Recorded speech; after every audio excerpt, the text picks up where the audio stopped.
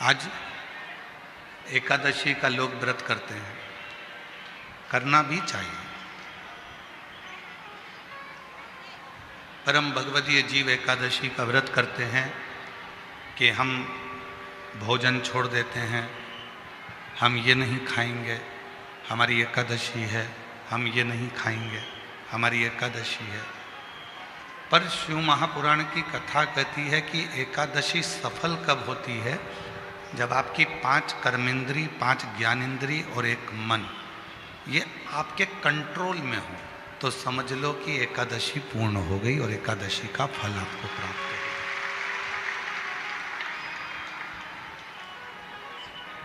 अब हमारी इंद्रियां हमारे कंट्रोल में नहीं है।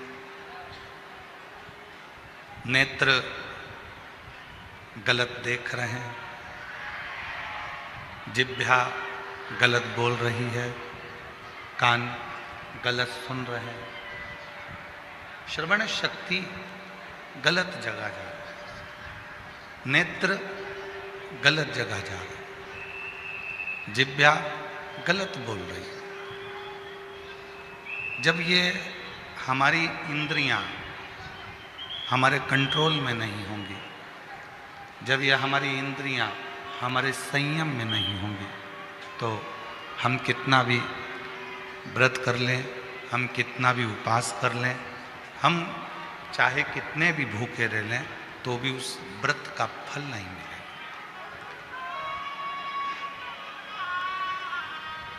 व्रत का फल कब मिलता है? जब हमारी इंद्रियां हमारे काबू में हो। कि नेत्र दिए रे तूने दाता बन के, नेत्र दिए रे तूने दाता बन के, और कभी नहीं दरस कियो, दयालु मैंने अवगुण बहुत कियो, अवगुण बहुत कियो, दयालु मैंने अवगुण बहुत कियो। और मुख तो दिया रे तूने दाता बन के, मुख तो दिया रे तूने दाता बन के, कभी नहीं भजन कियो, दयालु मैंने अवगुण बहुत कियो, कभी नहीं भजन कियो, दयालु मैंने अवगुण बहुत कियो, अवगुण बहुत कियो, दयालु मैंने अवगुण बहुत कियो। ये संसार सागर में आने के बाद यदि मैंने अपनी इंद्रियों को संयमित नहीं किया, संसार सागर में आने के बाद हमने अगर अपनी इंद्रियों को काबू में नहीं किया, तो फिर ये मानव का देह बेकार है, फिर ये मानव का देह बेकार। अगर हम अपनी इंद्रियों को काबू ना कर पाए, प्रेशर खोलो, प्रेशर नहीं आ रहा, अंदर भी नहीं आ रहा, बाहर भी नहीं आ रहा, अपनी इंद्रियों को काबू करा, तो समझो कि हमने एकादशी का व्रत किया। कई लोग प्रदोष का व्रत करते हैं, हम उनसे कहते हैं कि आपने अपने कितने दोषों को समाप्त कर दिया। प्रदोष का व्रत कब सफल है? जब आप अपने दोषों को समाप्त करो। मैं गुस्सा नहीं करूंगा, गलत व्यसन नहीं करूंगा, गलत बात नहीं बोलूंगा, गलत चीज नहीं खाऊंगा, अपने दोषों को समाप्त करो। और जब हम अपने दोषों को समाप्त करते हैं, जब हम अपने दोषों को बिल्कुल शून्य पर लाकर छोड़ देते हैं, तो समझो कि हमारा प्रदोष का व्रत सफल हुआ। तब समझें कि हमने प्रदोष का व्रत किया। हमारे भीतर के दोष समाप्त नहीं हो रहा है, और हम सोचें कि व्रत कर लें उससे भगवान राजी हो जाएगा, नहीं हो सकता। बोल बम का नारा है, सारी समस्या का हल श्री शिवाय, श्री शिवाय। अपने भीतर के दोष को जिस दिन हमने समाप्त किया उस दिन परमात्मा हमको मिले। आज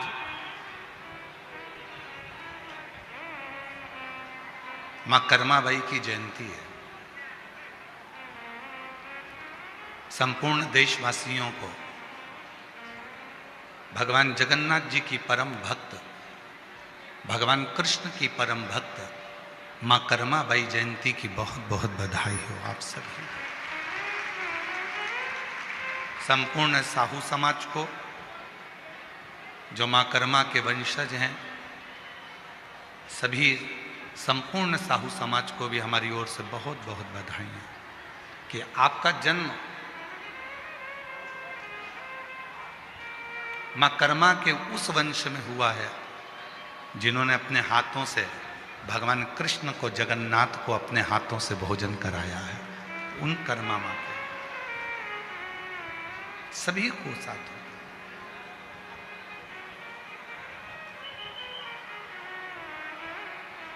भक्ति, विश्वास, ये दो चीजें हैं।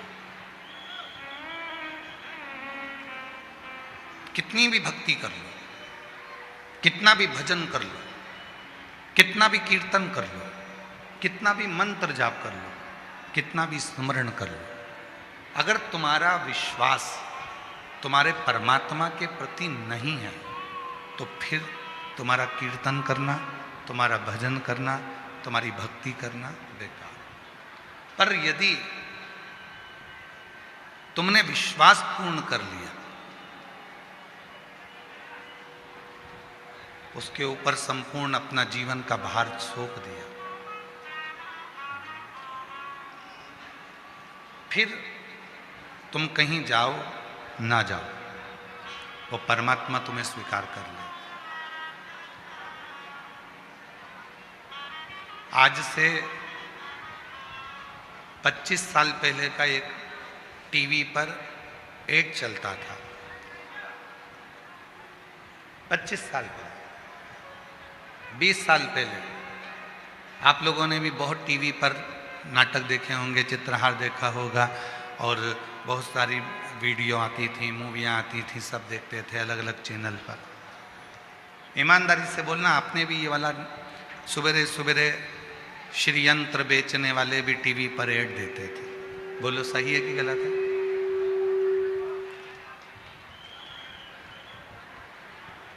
फिर कुबेर यंत्र बेचने वालों ने भी कहा कि हम इस यंत्र को बेचें।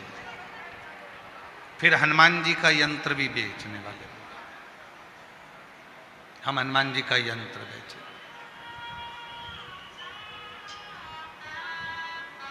पहले टीवी पर बहुत सारे यंत्र बिकते थे, अलग अलग यंत्र बताए जाते थे। वास्तु शांति का यंत्र है, कुबेर का यंत्र है, लक्ष्मी का यंत्र है, ग्रह दोष निवारण यंत्र है, सारे यंत्र बिकते थे। और उसको लेने के लिए किसी दुकान पर नहीं जाना पड़ता था, आपके यहाँ ऑनलाइन वो यंत्र घर पर आ जाते थे। उसको लेने नहीं जाना है, आपने टीवी पर ऐड देखा, मोबाइल पर, फोन पर बात करी, हमको ये यंत्र चाहिए, और वो यंत्र तुम्हारे यहां आ जाता।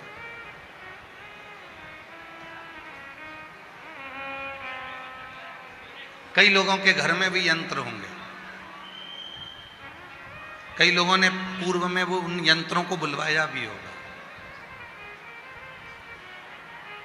पर एक निवेदन है, घर में श्री यंत्र रखो, घर में कुबेर यंत्र रखो, घर में ग्रह दोष निवारण यंत्र रखो, घर में वास्तु दोष निवारण यंत्र रखो, घर में तुम चाहो जितने यंत्र रखो। वो यंत्र कब काम करेंगे? वो यंत्र कब काम करते हैं? जब तुम्हारे यहां षड्यंत्र ना हो। जिस घर में षड्यंत्र होता है उस घर में यंत्र भी काम नहीं।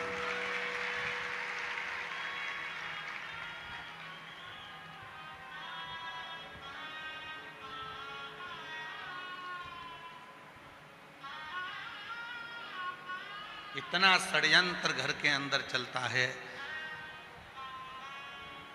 कोई ये भड़काएगा, कोई वो भड़काएगा, कोई कुछ कहकर जाएगा, कोई कुछ कहकर जाएगा, कोई कुछ बोल कर जाएगा।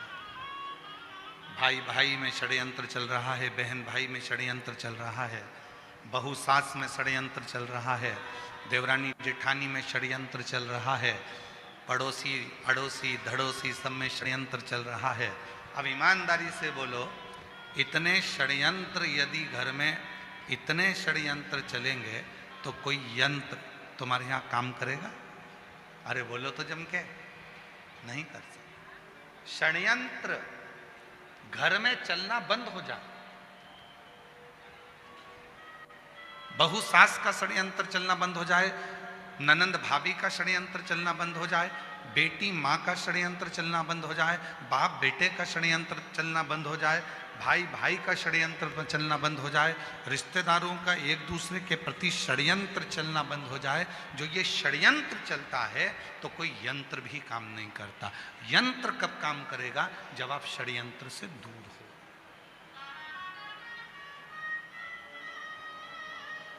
भैया टीवी पर बात करी फोन लगा के, हमारे घर में शांति नहीं है, उसका यंत्र भेज दो। उसने ग्रह शांति का यंत्र भेजा, पर ग्रह शांति का यंत्र काम ही नहीं कर रहा, क्योंकि षड्यंत्र इतना ज्यादा हो रहा है। उधर से फोन आता है वो अपनी माँ को भड़का देते हैं, उधर से फोन आता है वो अपनी सास को भड़का देते हैं, उधर से फोन आता है वो अपनी बहू को भड़का देते हैं, उधर से फोन आता है वो अपनी बेटी को भड़का देते हैं। षड्यंत्र इतना चल रहा है कि ग्रह शांति यंत्र भी काम नहीं करता।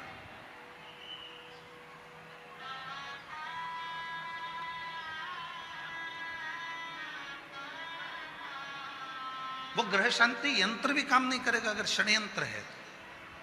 फिर किसी ने कहा कि महाराज जी हमारे घर में वास्तु दोष हो गया। वास्तु दोष हो गया, तुमने इधर की सीढ़ी तोड़वा कर उधर सीढ़ी लगवाई, तुमने दुकान बदल कर देख ली, तुमने घर बदल कर देख लिया, तुमने रिश्तेदार बदल कर देख लिए, तुमने घर की दिशा बदल कर देख ली, तुमने सोने का पलंग बदल कर देख लिया, तुमने रसोई घर बदल कर देख लिया। शिव पुराण कहती है जब तुमने सब कुछ बदल कर देख लिया और तो भी वास्तु दोष शांत नहीं हो रहा, तो अपने आप को थोड़ा सा बदलना प्रारंभ करो, तुम्हारा ग्रह का दोष और वास्तु दोष अपने आप शांत हो।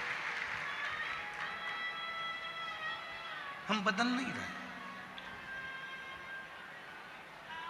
हम बदल नहीं पा रहे, अपने आप को नहीं बदल रहे। सास कहती है मैं नहीं बदलूंगी, बहू कहती है मैं नहीं बदलूंगी, बेटा कहता है मैं नहीं बदलूंगा, बाप कहता है मैं नहीं बदलूंगा। बदलेगा कौन? सीवर वाला महाराज बदलेगा कौन? बदलना तुमको पड़ेगा अपने घर को सही करने के लिए, श्रेष्ठ करने के लिए। अपने घर का सुख देखना चाहते हो तो अपने आप को बदलो, अपने आप। चंद्रमौली चंद्रशेखर चंद्रेश्वर चंद्रशेखर शिव महापुराण की कथा भूसावल में चल रही है। चंद्रशेखर सीखो, चंद्रशेखर शिव महापुराण की कथा से थोड़ा सा सीखिए कि चंद्रदेव सबको बदलना चाहते हैं। चंद्रदेव कहते हैं मेरी जो 27 पत्नियां हैं वो मेरे अनुकूल चले, और चंद्रदेव की 26 पत्नियां कह रही हैं कि आप हमारे अनुकूल तो चलो थोड़ा सा। दूसरे को झुकाने से पहले अपने आप को झुकना पड़ेगा। एक गुरुजी आ रहे थे घर पर, मम्मी पापा ने, माता पिता ने छोटे से बच्चे को समझा दिया, सुनो आज शाम को 4 बजे गुरुजी आएंगे, ठीक है, प्रणाम करना ठीक है, दंडवत करना ठीक है। बच्चे ने कह दिया ठीक है। शाम को 4 बजे गुरुजी आ गए। माँ ने अपने बेटे को बुलाया, बेटे को बुला कर कहा चलो गुरुजी को प्रणाम करो। बच्चा कहने लगा नहीं करना। माँ ने फिर कहा गुरुजी को प्रणाम करो, अपने गुरुजी हैं प्रणाम करो। बेटा कहने लगा नहीं करना। इतने में माँ ने फिर बेटे को बुलाया, गुरुजी को प्रणाम करो, नहीं करना। माँ ने 2 थप्पड़ दिए, गुरुजी हैं प्रणाम कर, नहीं करना। पिताजी आए, पिताजी ने कहा बेटा अपने गुरुजी हैं प्रणाम करो, नहीं करना।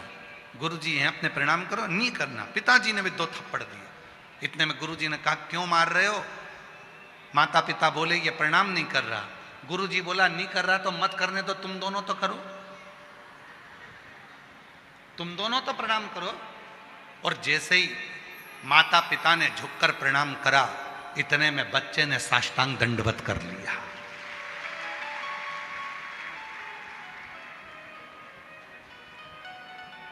हम सुधरेंगे, युग सुधरेगा। हम बदलेंगे, जम के बोलो, जम के, युग बदलेगा। गायत्री परिवार वाले कहते हैं हम सुधरेंगे, युग सुधरेगा। हम बदलेंगे, युग बदलेगा। कब बदलेगा? जब हम बदलेंगे। कब सुधरेगा? जब हम सुधरेंगे। और हम क्या कर रहे हैं? बहू को सुधारने का प्रयास कर रहे हैं।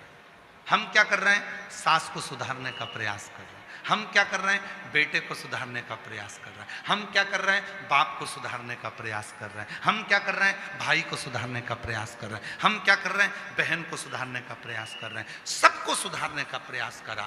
पहले अपने आप को सुधारा।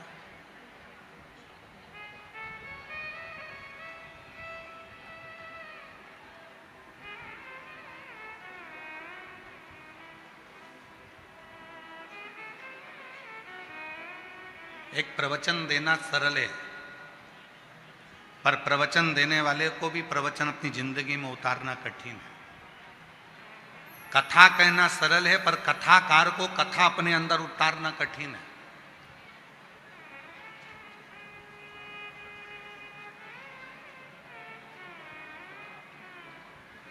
आज के जमाने में ढेर सारे कथाकार मिल जाएंगे, आपको कथा भी कहते हैं, पर वो कथा अपने जीवन में उतारते कितनी,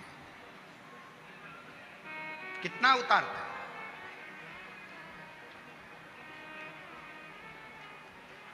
शिव पुराण का ट्रेंड चल रहा है तो शिव पुराण वाचना चालू कर दो। श्रीमद् भागवत का ट्रेंड चले तो श्रीमद् भागवत वाचना प्रारंभ कर दो। रामचरितमानस का ट्रेंड चले तो रामचरितमानस वाचना प्रारंभ कर दो।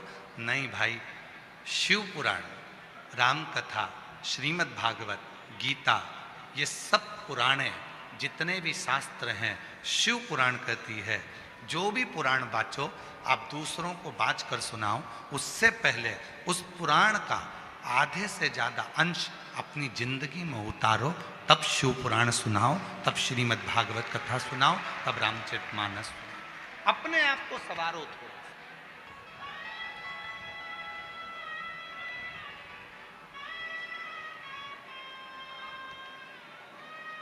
कितना सुंदर प्रसंग है। एक पंडित जी कथा सुनाने गए।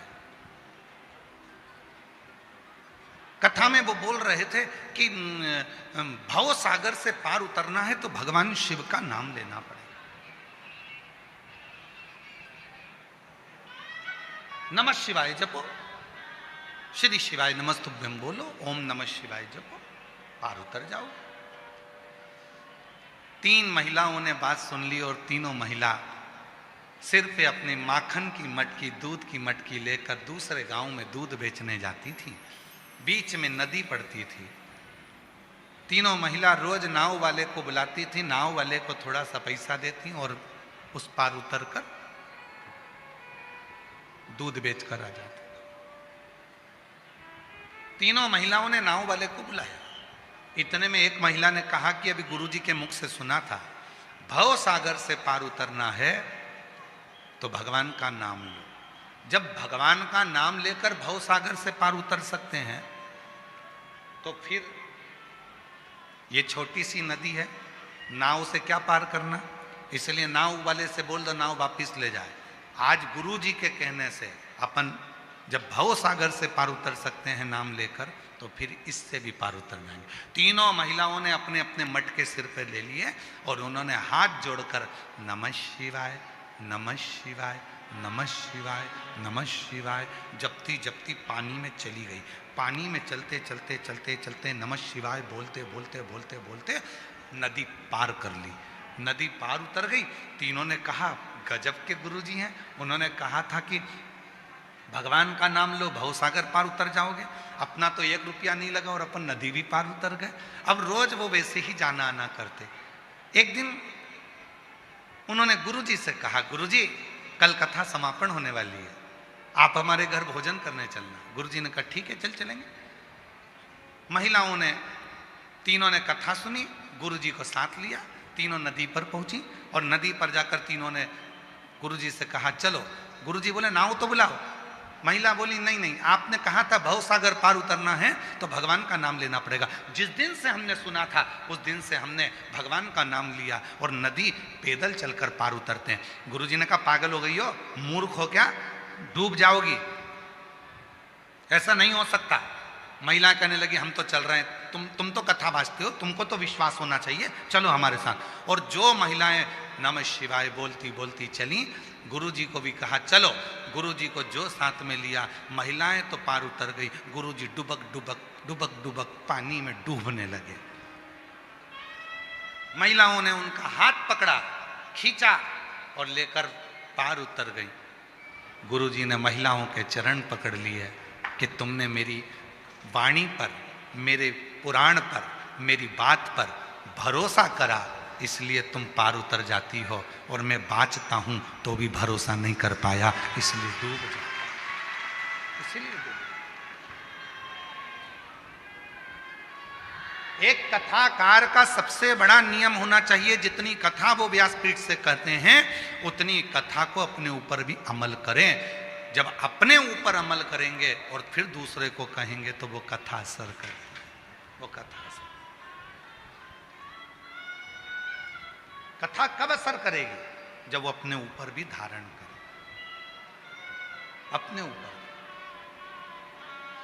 कई लोग कहते हैं वो सीहोर वाला बाबा कथा कहता है, इतने सारे पत्र इकट्ठे होते हैं, लोग कथा सुनने आते हैं, पत्र भी लेकर आते हैं, सबकी मनोकामना पूरी हो जाती है।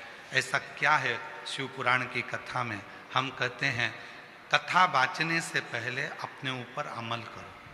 जितनी बातें शिव महापुराण में कही जाती है इस व्यासपीठ से, उतनी हम ऊपर भी पूरी पूरी अमल करते हैं, तब आपको व्यासपीठ पर आकर कहते हैं, तब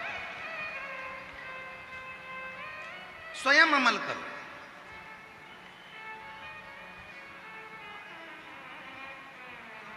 शिव पुराण कहती है बीच की बेलपत्र पर शहद लगाकर शंकर जी को लगाकर एग्जाम देने जाओ।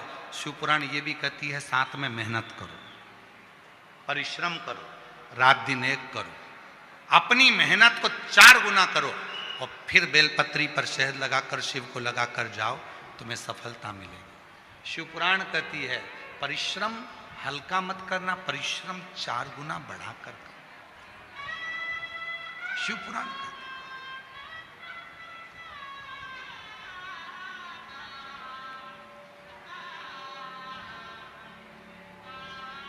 मेहनत करी आप लोगों ने यहां आने में, पार्किंग में गाड़ी रोक दी, सिर पर बैग रख लिया, लेकर चल दिए पैदल पैदल पैदल पैदल। परिश्रम करा आपने, मेहनत करी आपने, तो आप कथा के पंडाल तक पहुंचे हो।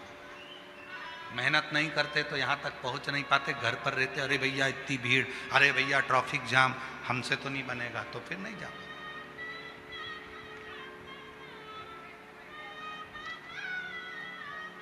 वैष्णो देवी कौन कौन गया है? सब गए? रखो। सप्तशृंगी माता के मंदिर कौन कौन गया है? सब गए? जब माता सप्तशृंगी के मंदिर पर जाते हैं, सीढ़ियां चढ़ते हैं, धीरे धीरे बढ़ते हैं, तो लोग चिल्ला कर पूछते हैं लोगों से, भैया कितना है? चलते जाओ। वैष्णो देवी जाने वालों से पूछते हैं जब थक जाते हैं, क्यों भैया मंदिर कितनी दूर है? चलते जाओ।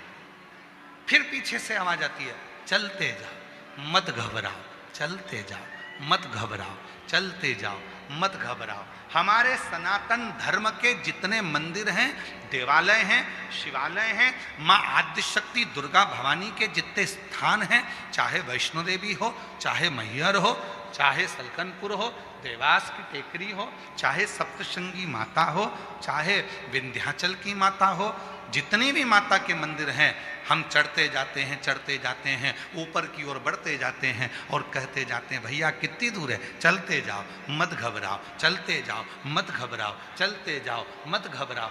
क्यों? वो मंदिर हमें प्रेरणा देते हैं कि मंजिल तक पहुंचना है, बैठ मत जाना, चलते जाना, घबराना नहीं, आगे बढ़ते जाना। तुम्हें मंदिर का दर्शन हो जाएगा, तुम्हें माँ का दर्शन हो जाएगा, सप्तशृंगी माता तुम्हें दर्शन दे देगी। तुम चलो तो।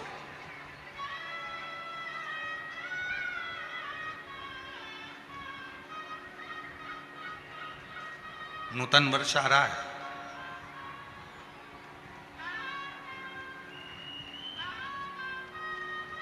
चैत्र से हमारे सनातन धर्म का हिंदू पारंपरिक नूतन वर्ष प्रारंभ हो रहा है। आप सभी को, देशवासियों को, हमारे नूतन संवत्सर की, नूतन वर्ष की संपूर्ण देशवासियों को बहुत बहुत बधाई, गुड़ी पड़वा। नूतन वर्ष आ रहा है। ऐसे वर्ष आते भी रहते हैं, जाते भी रहते हैं, आते रहते हैं, जाते रहते हैं। कितने वर्ष ऐसे निकलते चले जा रहे हैं। हम हमेशा कहते हैं नूतन वर्ष आ रहा है। अपनी नूतन सोच तो लाओ, नूतन विचार तो लाओ, नूतन अपना परिश्रम तो करो, अपनी मेहनत तो करो, अपना परिश्रम अपनी नूतनता के साथ बढ़ो तो।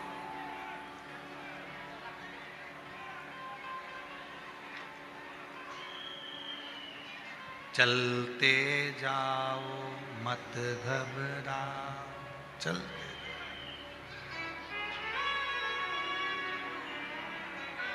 चलते जाओ। एक साल में कई मेरी जीजियां बैठी हैं और कई मेरे जीजा बैठे हैं, और कई मेरी बेटियां बैठी हैं, कई मेरे बेटा बैठे हैं, कई बुजुर्ग माँ बाप बैठे हैं। कहने में पीछे नहीं हटूंगा, भले आपको बुरा लग जाए, लग जाए। एक साल में कम से कम 50 दोस्त बनाते हो आप लोग। हर साल 50 दोस्त बनाते हो। शिव पुराण कहती है 50 दोस्त बनाना सरल है, पर एक दोस्त से 50 साल रिश्ता निभाना कठिन है। हर साल 50 दोस्त बनाते हो, पर शिव पुराण की कथा कहती है कि 50 दोस्त बनाना सरल है, पर एक दोस्त से 50 साल तक रिश्ता निभाना, 50 साल तक दोस्ती निभाना कठिन है, बहुत कठिन।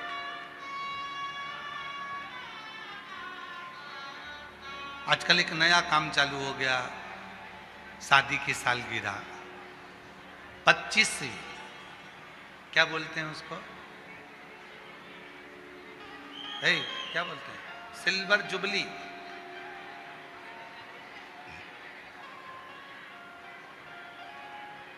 और फिर 50वीं गोल्डन जुबली। वरमाला पहना रहे हैं एक दूसरे को, घोड़ी पे चढ़ के आ रहे हैं, रिसेप्शन हो रहा है।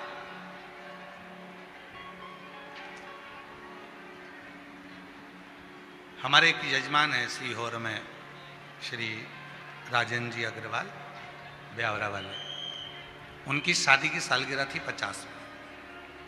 उनके बेटे रवि, रितेश, ये सब आए, कमलेश जी, शैलेश जी बैठे।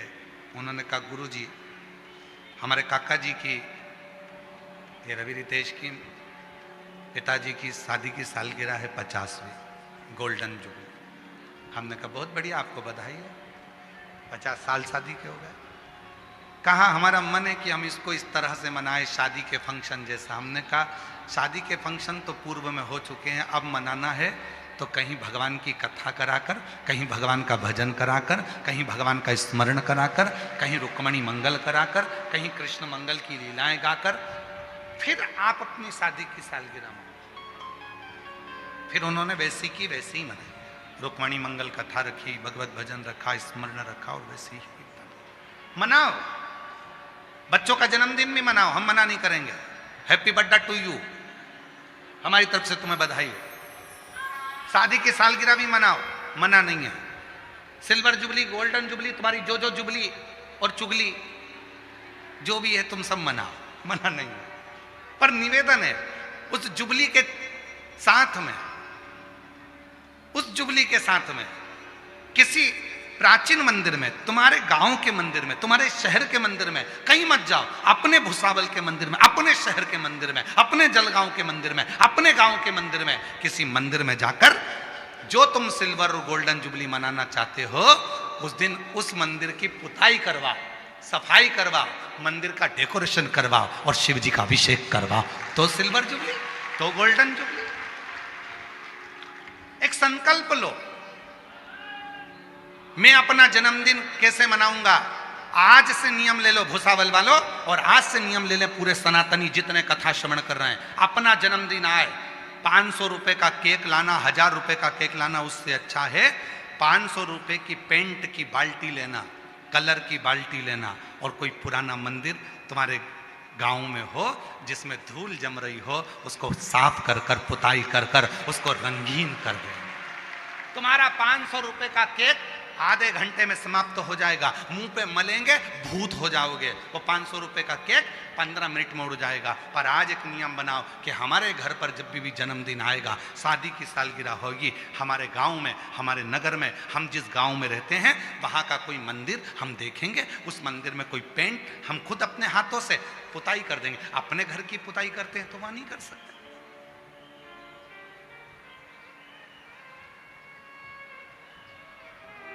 सफाई का भी एक दृष्टा, एक कथा है बहुत अच्छी, देखो।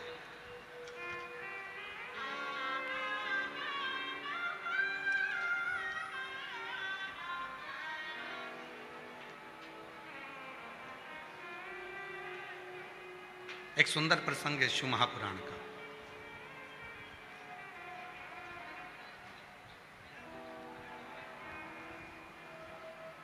लिंग पुराण में ये वर्णन आता है, बड़े सुंदर प्रसंग को सुनिए। एक गांव में रहने वाला एक व्यक्ति था, लोग उसको प्रेम से शंभू कहते थे। बहुत भोला था, इतना भोला कोई बता दे ये काम कर लो तो वो काम कर लेगा, जो बोलो वो कर लेगा। बूढ़ी मां थी, एक बहन थी,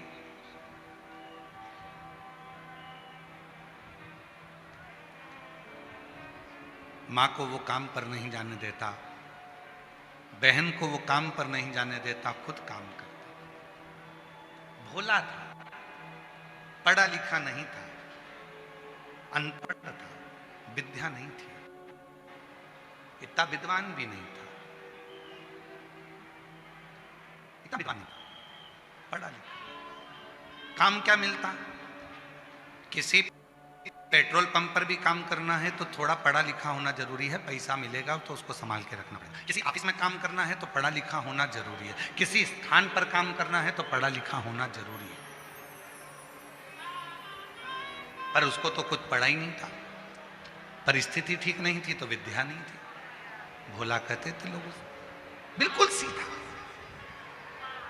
इस कथा में भी कई माताएं ऐसी बैठी हैं एकदम भोली हैं, एकदम भोली। कई बेटे इस कथा में ऐसे बैठे हैं बिल्कुल भोले, कई बहुएं इतनी भोली होती हैं कुछ नहीं, कौन षड्यंत्र रच रचने तो उसको कोई मतलब नहीं। कई मेरे बेटे ऐसे बैठे हैं जिनको कोई मतलब नहीं, भोला पाना कुछ नहीं। और जो भोला होता है ना उसको बहुत काम बताया जाता है। घर में बूढ़ी माँ थी, बहन थी, किसी को काम पर नहीं भेजता था क्योंकि गलत संगत में ना हो जाए, गलत कार्य ना हो जाए, तो खुद काम करता था। एक सेठ जी के पास गया, सेठ जी से हाथ जोड़कर कहा, बाबा जी। भोला ने हाथ जोड़कर कहा, मुझे काम दे दीजिए। लिंग पुराण का ये सुंदर दृष्टांत है, लिंग पुराण का ये बहुत सुंदर चरित्र है, बहुत सुंदर चरित्र। बाबा जी हमको थोड़ा सा काम दे दीजिए। काम? हाँ ठीक है। पढ़े लिखे हो? नहीं। कुछ आता है? नहीं। भोजन बना लेते हो? नहीं। कुछ नहीं। नहीं बना पाते? नहीं। कुछ नहीं। तो फिर एक काम करो, तुम हमारे घर में सफाई करना, तुम्हारे घर में पोछा झाड़ू करना, सफाई। ठीक है, झाड़ू पोछा कर लेंगे, सफाई कर लेंगे।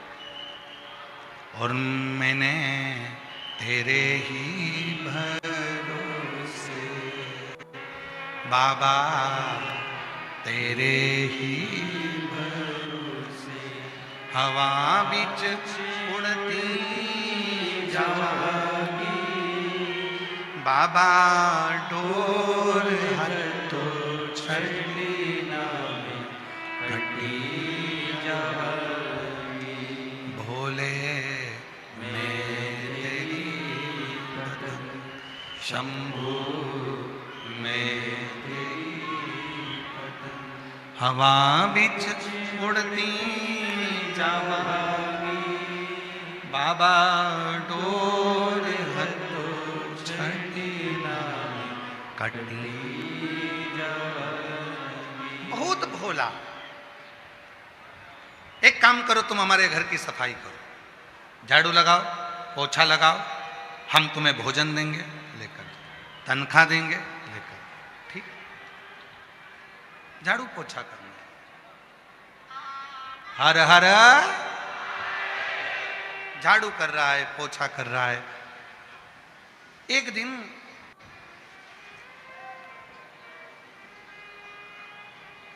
शिव मंदिर के सामने से निकलकर जा रहा था। शिव पुराण का बड़ा सुंदर संवाद है, थोड़ा ध्यान लगाकर सुनना है इसको।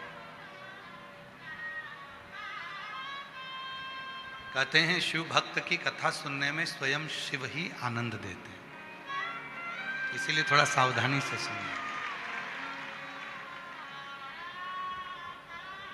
शिव मंदिर के सामने से निकलकर जा रहा था। मंदिर में देखा बहुत कचरा है, बहुत सारी गंदगी हो रही है, लोग चढ़ाकर फूल चढ़े जाते हैं, पानी इधर उधर ढुल जाते हैं, सफाई नहीं करता। वो भोला मंदिर में चले गया, सेठ जी के यहाँ जाने से पहले वहां सफाई करी, फिर गया।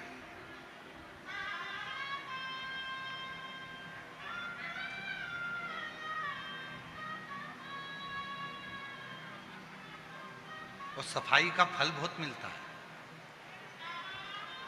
शिव मंदिर में दीप जलाने का, शिव मंदिर में सफाई करने का, शिव मंदिर में बुआरी लगाने का, झाड़ू लगाने का, शिव मंदिर में जल भरकर रखने का, शिव मंदिर में एक लोटा जल चढ़ाने का, शिव मंदिर में शंकर जी की चढ़ी हुई बेलपत्र उठाकर धोकर वापस शिव को चढ़ाने का बहुत फल मिलता है, बहुत फल।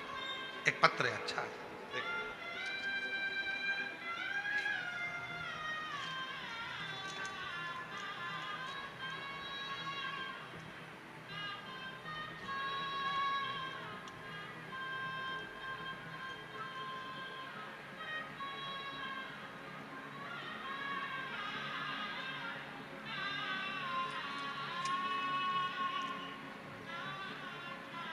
मैं संजय पंडरीनाथ किरोचे, मैं शाहपुर जिला बुरहानपुर का निवासी हूँ।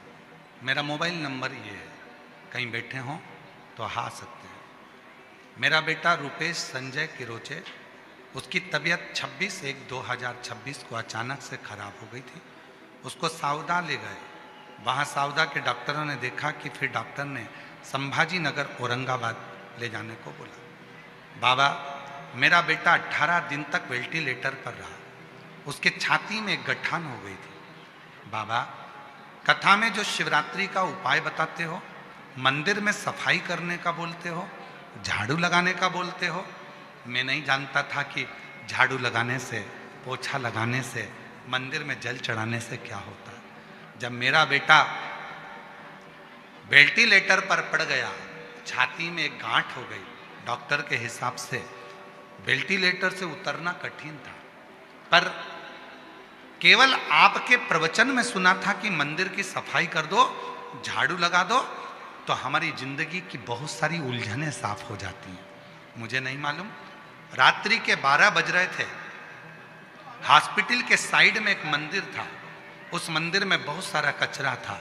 मैंने सब कचरे को अपने गमछे में, गमछा मतलब एक कंधे पर रखने वाला अंगोछा, उसमें रख लिया। सारा कचरा उठाकर ले जाकर मैंने एक कोने में डाल दिया। जितने दिन तक बेटा वेंटिलेटर पर था उतने दिन 3 दिन तक लगातार मैं यही करता रहा। चौथे दिन डॉक्टर ने कहा तुम्हारे बेटे के जो हार्ट में गठान थी फेफड़ों में वो गल चुकी है और अब तुम्हारा बेटा पूरा ठीक हो चुका। डॉक्टर अपना काम कर रहे थे, तुम अपना काम कर रहे थे। एक पत्र और देखो, बड़ा सुंदर।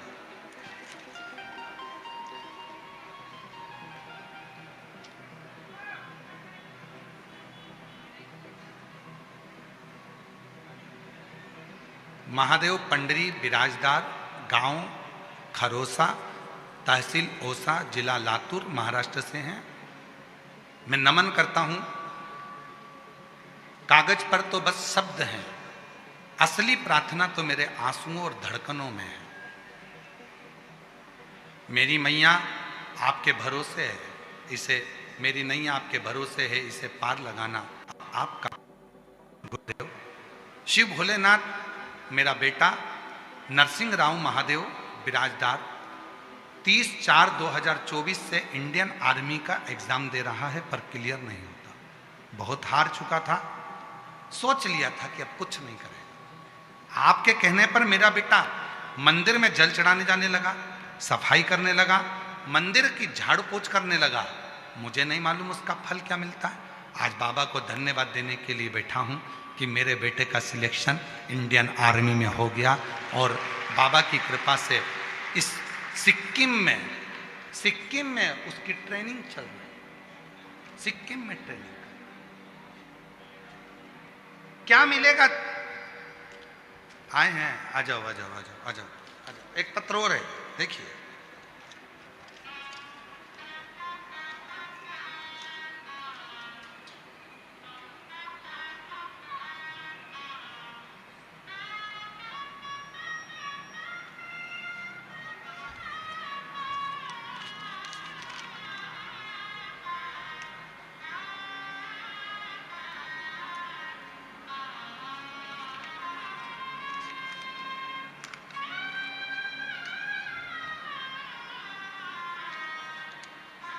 मैं राधा रमेश सानप, मेरा मोबाइल नंबर ये है। मैं जलगांव की निवासी हूँ। 2020 से मुझे चौथी स्टेज का, 4th स्टेज का ब्रेन कैंसर हुआ। स्टेज देखिएगा कौन सा है ब्रेन कैंसर का, चौथा। आप ही हैं, आ जाओ, आ जाइए, आ जाओ। 4th स्टेज का कैंसर 2020 में हुआ। डॉक्टर ने कह दिया कि अंतिम समय है, ले जाओ। ब्रेन का कैंसर बहुत कठिन, ठीक हो नहीं सकता। नासिक के अस्पताल में ले गए, वहां डॉक्टरों को दिखाया, इलाज करवाया, पर डॉक्टर ने कह दिया मुश्किल है, उम्मीद बहुत कम है, उम्मीद बहुत कम है, ये ले जाओ। तब मेरी देवरानी ने बताया कि सियोर वाला बाबा कथा सुनाता है, कथा सुनने में बड़ी बड़ी बीमारी भी ठीक हो जाती है। सियोर वाला बाबा कथा कहता है और कथा सुनने में बड़ी बड़ी बीमारी ठीक हो जाती है। गुरुदेव मैंने कथा सुनी, हर रोज मंदिर में जाके 1 लोटा जल चढ़ाती रही। दवाएं अपना काम करती हैं और आप कहते हो दुआ अपना काम करती है। बाबा डॉक्टर ने तो 15 दिन दिए थे, आज मैं 2020 से अभी तक कैंसर को हराकर शिव की भक्ति करती हूं। कैंसर को हराकर शिव की भक्ति करती हूं। ऐसा चमत्कार, अटूट विश्वास किसी ने मेरे गांव के लोगों ने नहीं देखा, जो मुझे देखकर कहते हैं कि गजब, शिव के जल का इतना महत्व है, शिव की पूजन का इतना महत्व। एक पत्र और है।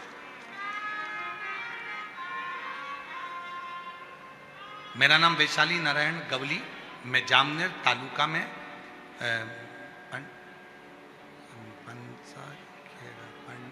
पंठासखेड़ा गांव से हूँ। मेरी माँ को कैंसर की बीमारी थी। डॉक्टर ने बताया कि 2री स्टेज का कैंसर है। हमने ऑपरेशन भी करा लिया, फिर भी आराम नहीं लगा। समय आया, डॉक्टर ने कह दिया कि जीभ निकालना पड़ेगा, जीभ काटना पड़ेगा, कैंसर बढ़ चुका है। तब किसी ने कहा कि वो सियोर वाला बाबा कथा कहता है और उसके यहाँ का रुद्राक्ष पानी में गलाया जाए वो पानी पिलाया जाए तो बच सकती है। हम लोग तुरंत सीहोर गए, वहां से रुद्राक्ष लिया, तांबे के लोटे में गलाते, शिव जी को जल चढ़ाते और अपनी माँ को देते। माँ उसको थोड़ी देर मुंह में रखती। बाबा की ऐसी कृपा हो गई गुरुदेव, डॉक्टर ने कह दिया अब जीवान काटने की जरूरत नहीं है, भोजन भी करने लगी और आज बाबा की कृपा से मेरी माँ पूर्ण तरह से स्वस्थ हो गई। मैं बाबा को यहाँ कहीं बैठी हूँ तो आ सकती हूँ, प्रणाम करने के लिए मैं बाबा के यहाँ प्रणाम। विश्वास,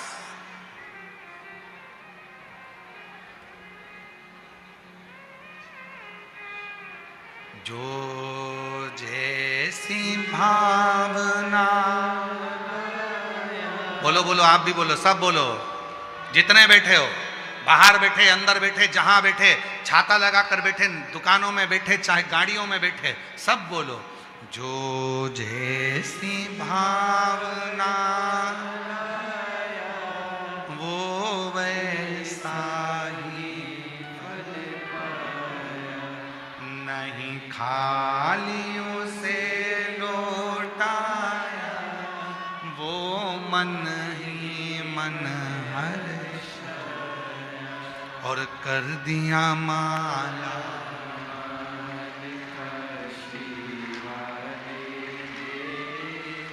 लुटा दिया।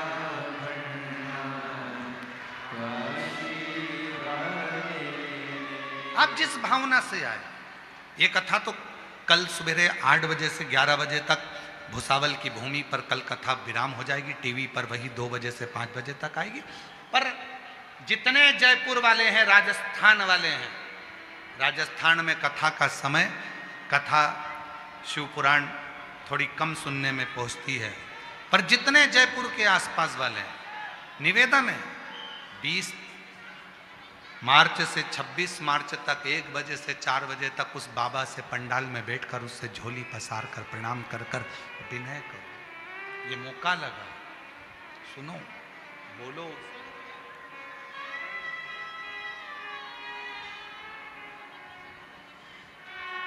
किससे? ऐसे दयालु नाथ से रिश्ता बनाए,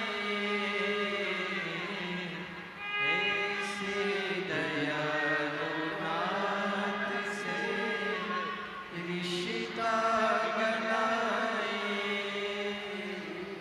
कैंसर से जीती है, एक बार जोरदार ताली बजाओ। 4th स्टेज से 2020 से लड़ रही है और शिव का पहुंच गई सीहोर कुबरेश्वर धाम और वहां का रुद्राक्ष लेकर आ गई। उसी रुद्राक्ष का जल शिव जी को चढ़ाकर पीना चालू कर दिया, मुख में रख लेती और 4th स्टेज के कैंसर को हराकर बाबा की प्रार्थना।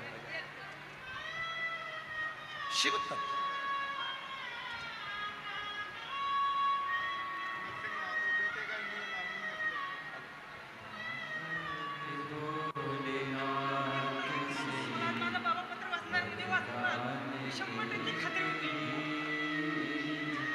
बेटे का इंडियन आर्मी में हुआ है, एक बार जोरदार ताली बजाकर। एक बेटे को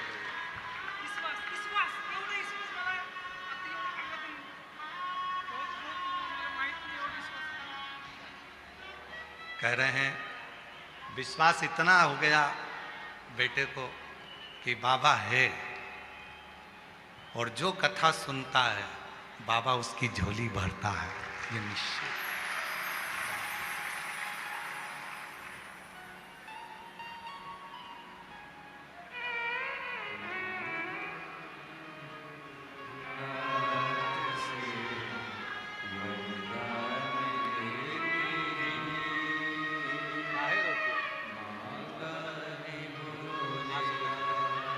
आंसू पोछो, रोते नहीं, अच्छा खुश खुश जाओ, आंसू पोछो। अच्छा आंसू पोछो पहले, फिर बेलपत्र दूंगा, दोनों आंसू पोछो। अब तो ठीक हो गए, किसको हुआ था? अब ठीक है ना बेटा, फिर काहे रोना? अब तो बाबा अच्छा कर दिया है, बाबा पर भरोसा है। कैंसर को हराई है और लगातार शिव के मंदिर जाकर नासिक में कह दिया था कि अब इसको घर ले जाओ, ठीक नहीं हो सकता। पर शिव की कृपा से आज बाबा को प्रणाम करने आई है। जोरदार ताली बजाओ।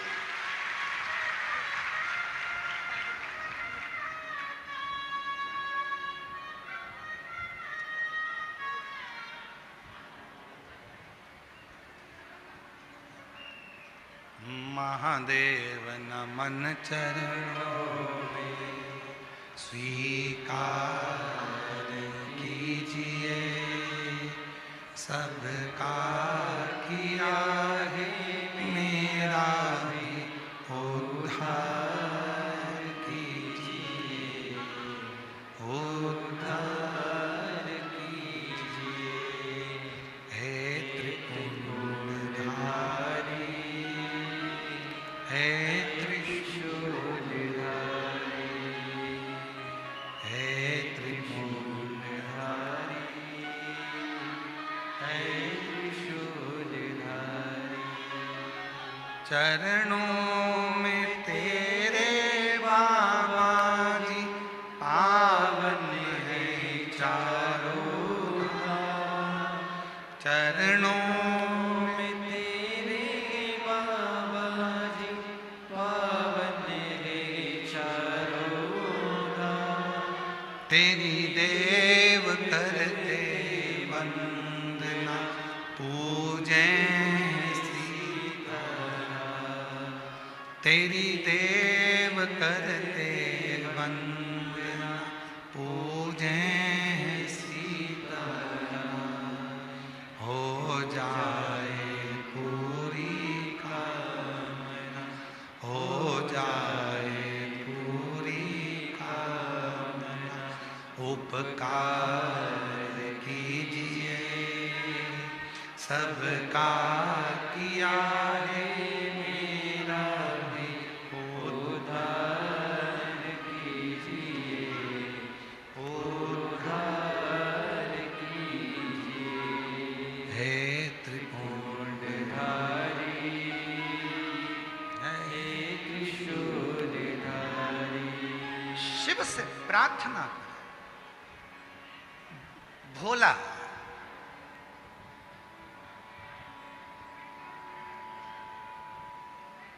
शंभू बहुत सारा, उसने देखा कि मंदिर में बहुत कचरा है, मंदिर में बहुत सारा थोड़ा गंदा हो रहा है। उसने सफाई करी, गया फिर अपने सेठ जी के यहाँ सफाई करने। रोज मंदिर जाता, मंदिर में सफाई करता, फिर सेठ जी के यहाँ, मंदिर में जाता, फिर सेठ जी के यहाँ। अब तो एक समय ऐसा आ गया कि मंदिर में समय ज्यादा लगने लगा और सेठ जी के यहाँ समय कम दिखने लगा। क्रोध आ गया सेठ जी को, गुस्से में लाल हो गया सेठ। लिंग पुराण की कथा कर रही है, शिव महापुराण की कथा कर रही है। सेठ जी ने हाथ पकड़ा उसको, घर से बाहर निकाल दिया। भूखा मरता है, मेरे घर से तेरा घर चलता है, तनख्वाह देता हूं तेरे को, रोटी देता हूं तेरे को,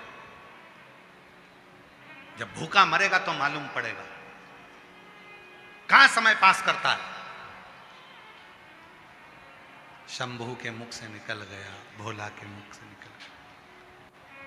सेठ जी, जब आपके दरवाजे पर आता हूं उसके पहले मंदिर पड़ता है शिव जी का, थोड़ा कचरा दिखता है तो सुबह सुबह मैं वहां पर झाड़ू पोछा कर आ जाता। झाड़ू पोछा तो मैं आपके यहां भी करता हूं तो वहां भी कर देता।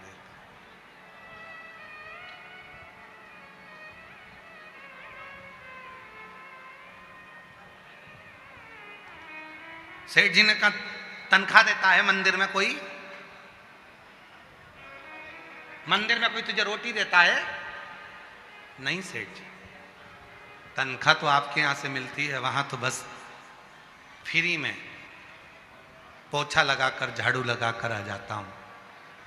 जब वहां कोई मंदिर में तनख्वाह नहीं देता, तुझे कुछ नहीं देता, तो झाड़ू पोछा क्यों करता है? कल से मंदिर गया तो यहां मत आओ, काम पूरा कर। उसने हाथ जोड़कर कहा सेठ जी ठीक है, दूसरा दिन फिर हुआ, उसका मन नहीं माना, मंदिर में थोड़ा और जल्दी उठकर चले गए। अब सेठ जी का भी काम करता है, वहां का भी काम करता है।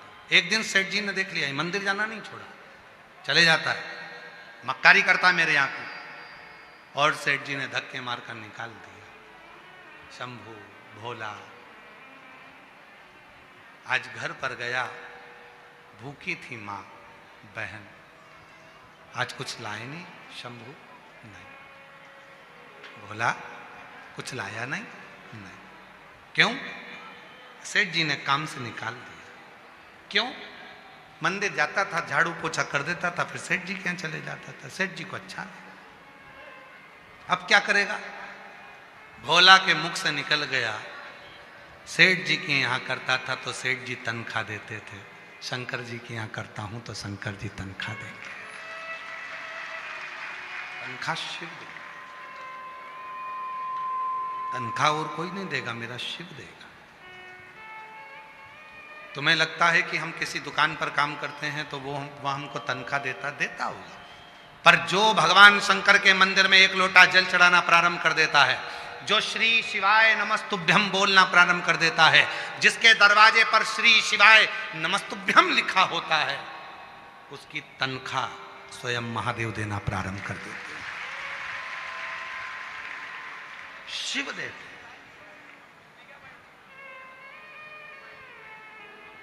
लग गया जब से तेरा गुलाम हो गया, तब से मेरा भी नाम हो गया। जब से तेरा गुलाम हो गया, तब से मेरा भी नाम हो गया।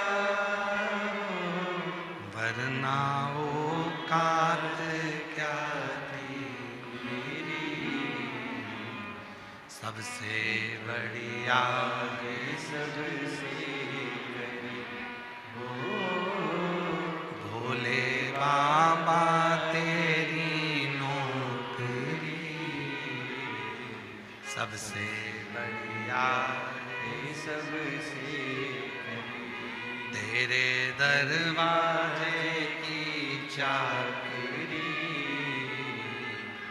सबसे बढ़िया है सबसे। उसकी नौकरी करो। एक लोटा जल चढ़ा रहे हो, नौकरी है उसकी। शिव मंदिर में जा रहे हो, नौकरी है उसकी। झाड़ू लगा रहे हो, नौकरी है उसकी। वो हाथ में आकर पैसा नहीं देगा पर तेरी विपदा को काट देगा।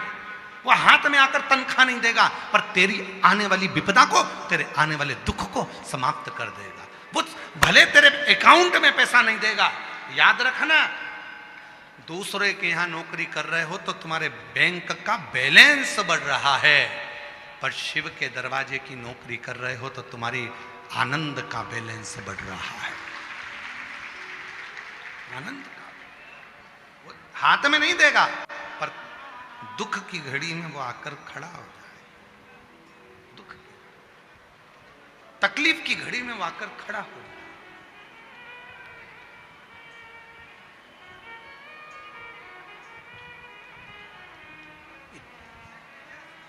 और वो तकलीफ की घड़ी में जब वो आता है, दुख की घड़ी में जब वो आता है, ये इतने जो पत्र हैं, आप पत्रों का ढेर देखोगे तो इतना, हर कथा में पत्रों का ढेर लगता। आप देखो पत्रों का ढेर, देखिए ये तो आज के पत्र हैं इसलिए हम इसको इधर रख ले। पत्र दो जरा, और बहुत सारे पत्र तो हम पढ़ ही नहीं पाते। पत्र लाइए।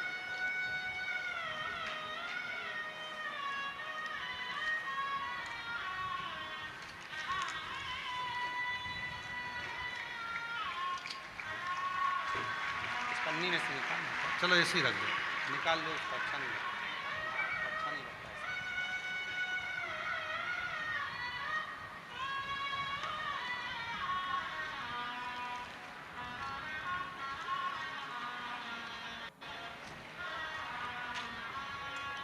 तो एक जन ही खड़े पकड़, एक जन यहीं खड़े पकड़।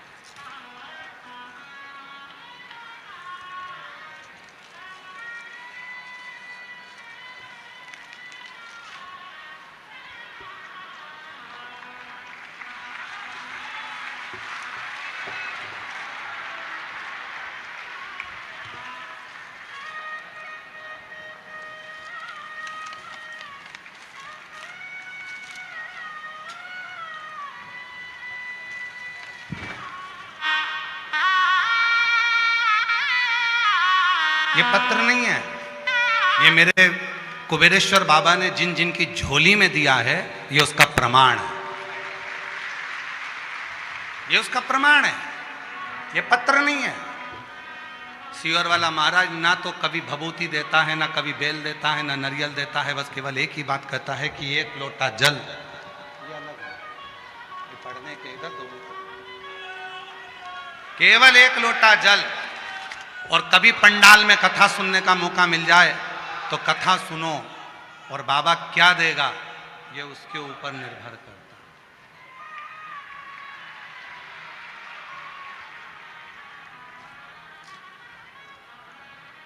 ये पत्र है, और ये पत्र नहीं, ये विश्वास है शिव का, शिव भक्तों का।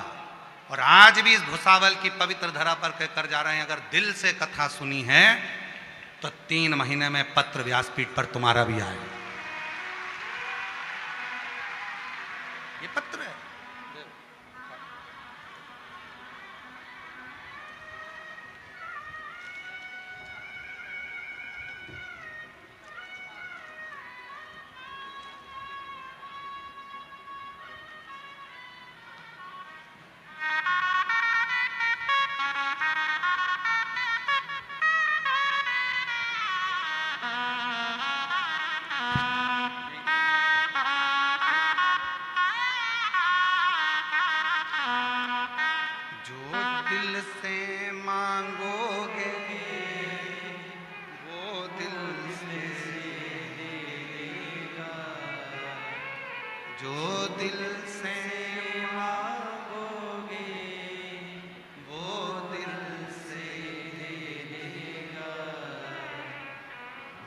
भोला भंडारी खाली झोली भर देगा, मेरा भोला भंडारी खाली झोली भर देगा।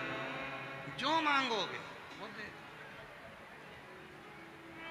मस्तक पे चंदा है उजियारा कर देगा, मस्तक पे चंदा है उजियारा कर देगा, मेरा भोला भंडारी खाली झोली भर देगा, मेरा भोला भंडारी खाली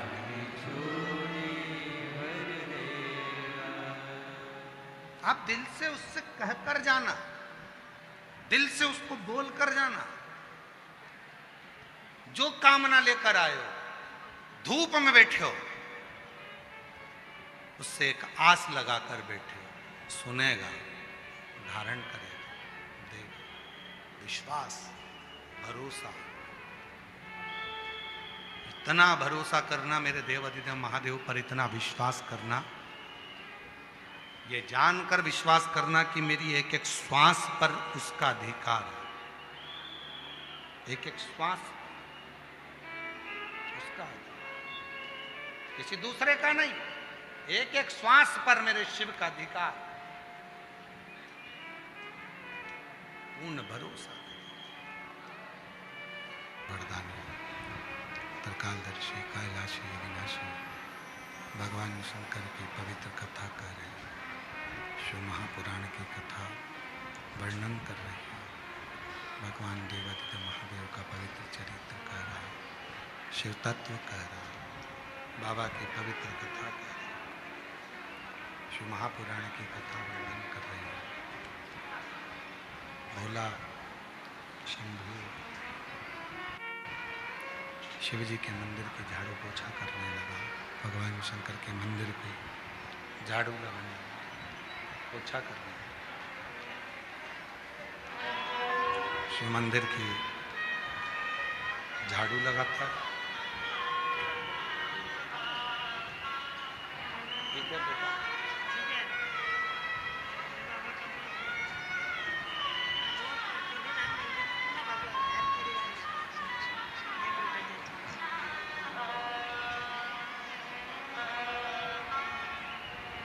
भोला इतना भोला है, शिव मंदिर में जाता है, भगवान शंकर के मंदिर में नित्य झाड़ू, नित्य पोछा, नित्य सेवा रोज करता प्रति। ऐसा कोई पल, ऐसी कोई घड़ी, ऐसा कोई क्षण अब तो भोला ने, शंभू ने शिव के मंदिर में ही डेरा ला दिया।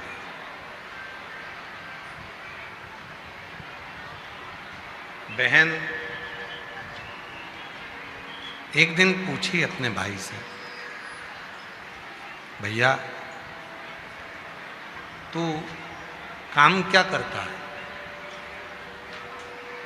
तो भाई ने कहा कि सेठ जी के यहाँ से तो मुझे निकाल दिया गया है, अब मैं सेठ के यहाँ तो काम नहीं करता, पर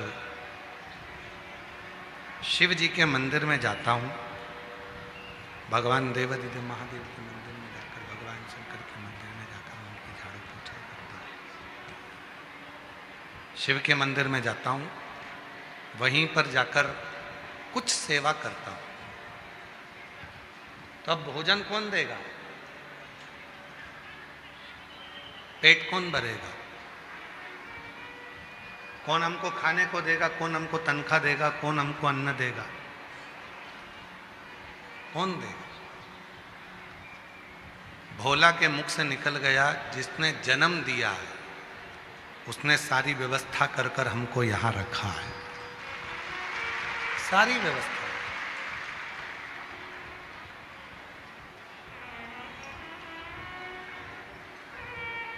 उसी से कहें, किसी दूसरे को तो कह नहीं सकते।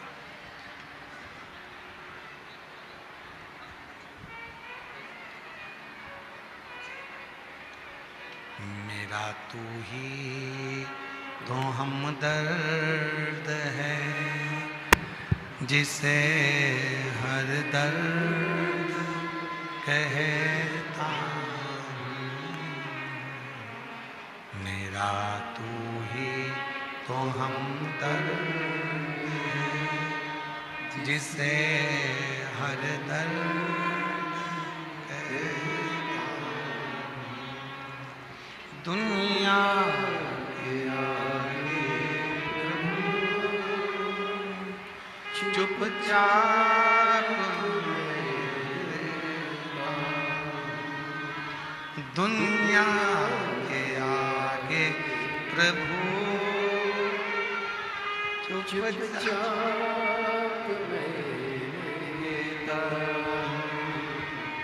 मेरा तू ही तो हमदर्द, जिसे हर दर्द कहता हूँ। शंभू तो हमदर्द, जिसे हर दर्द।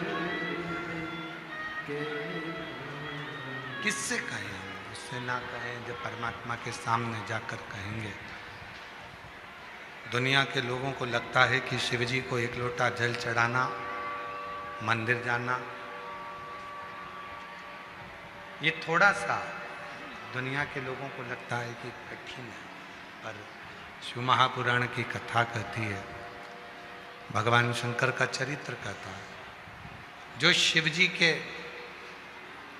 मंदिर में जाकर एक लोटा जल समर्पित करता है, वो अपने दिल की बात अपने देवादिदेव महादेव से हृदय से कहता है।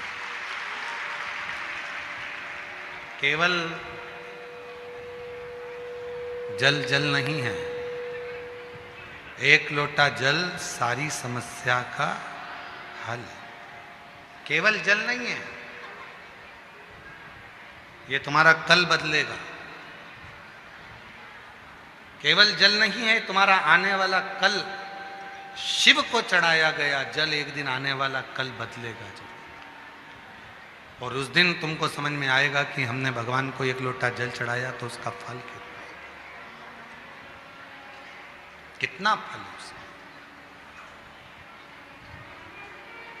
उसका लाभ कितना मिलता है। ये उस दिन समझ में आया।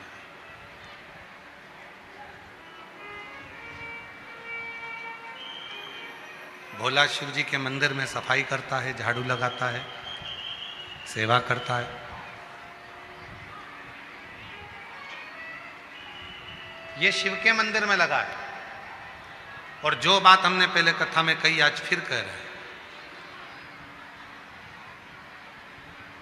तुम भोलेनाथ जी का एक लोटा जल संभाल लो, वो तुम्हारा घर संभाल ले।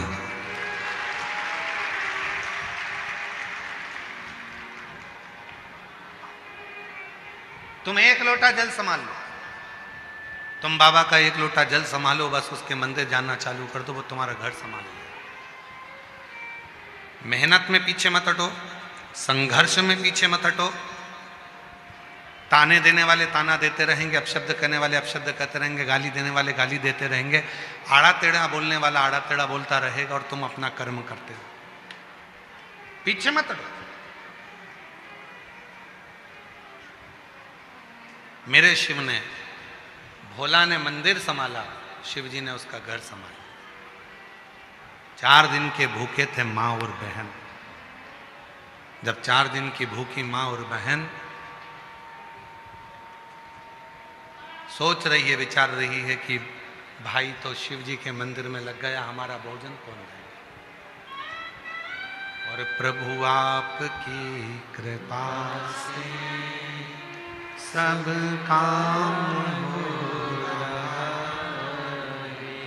भोले आपकी कृपा से सब काम हो रहा है। करते हो भोले बाबा मेरा नाम हो रहा है, करते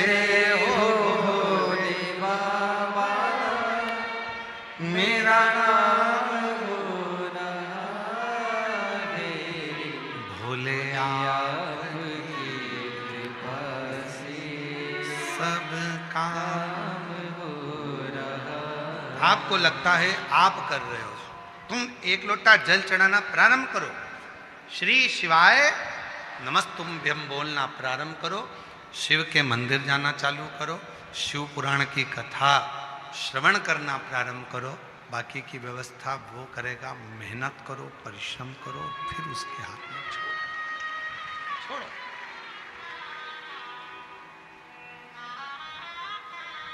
संभालेगा। एक पत्र है, अच्छा है।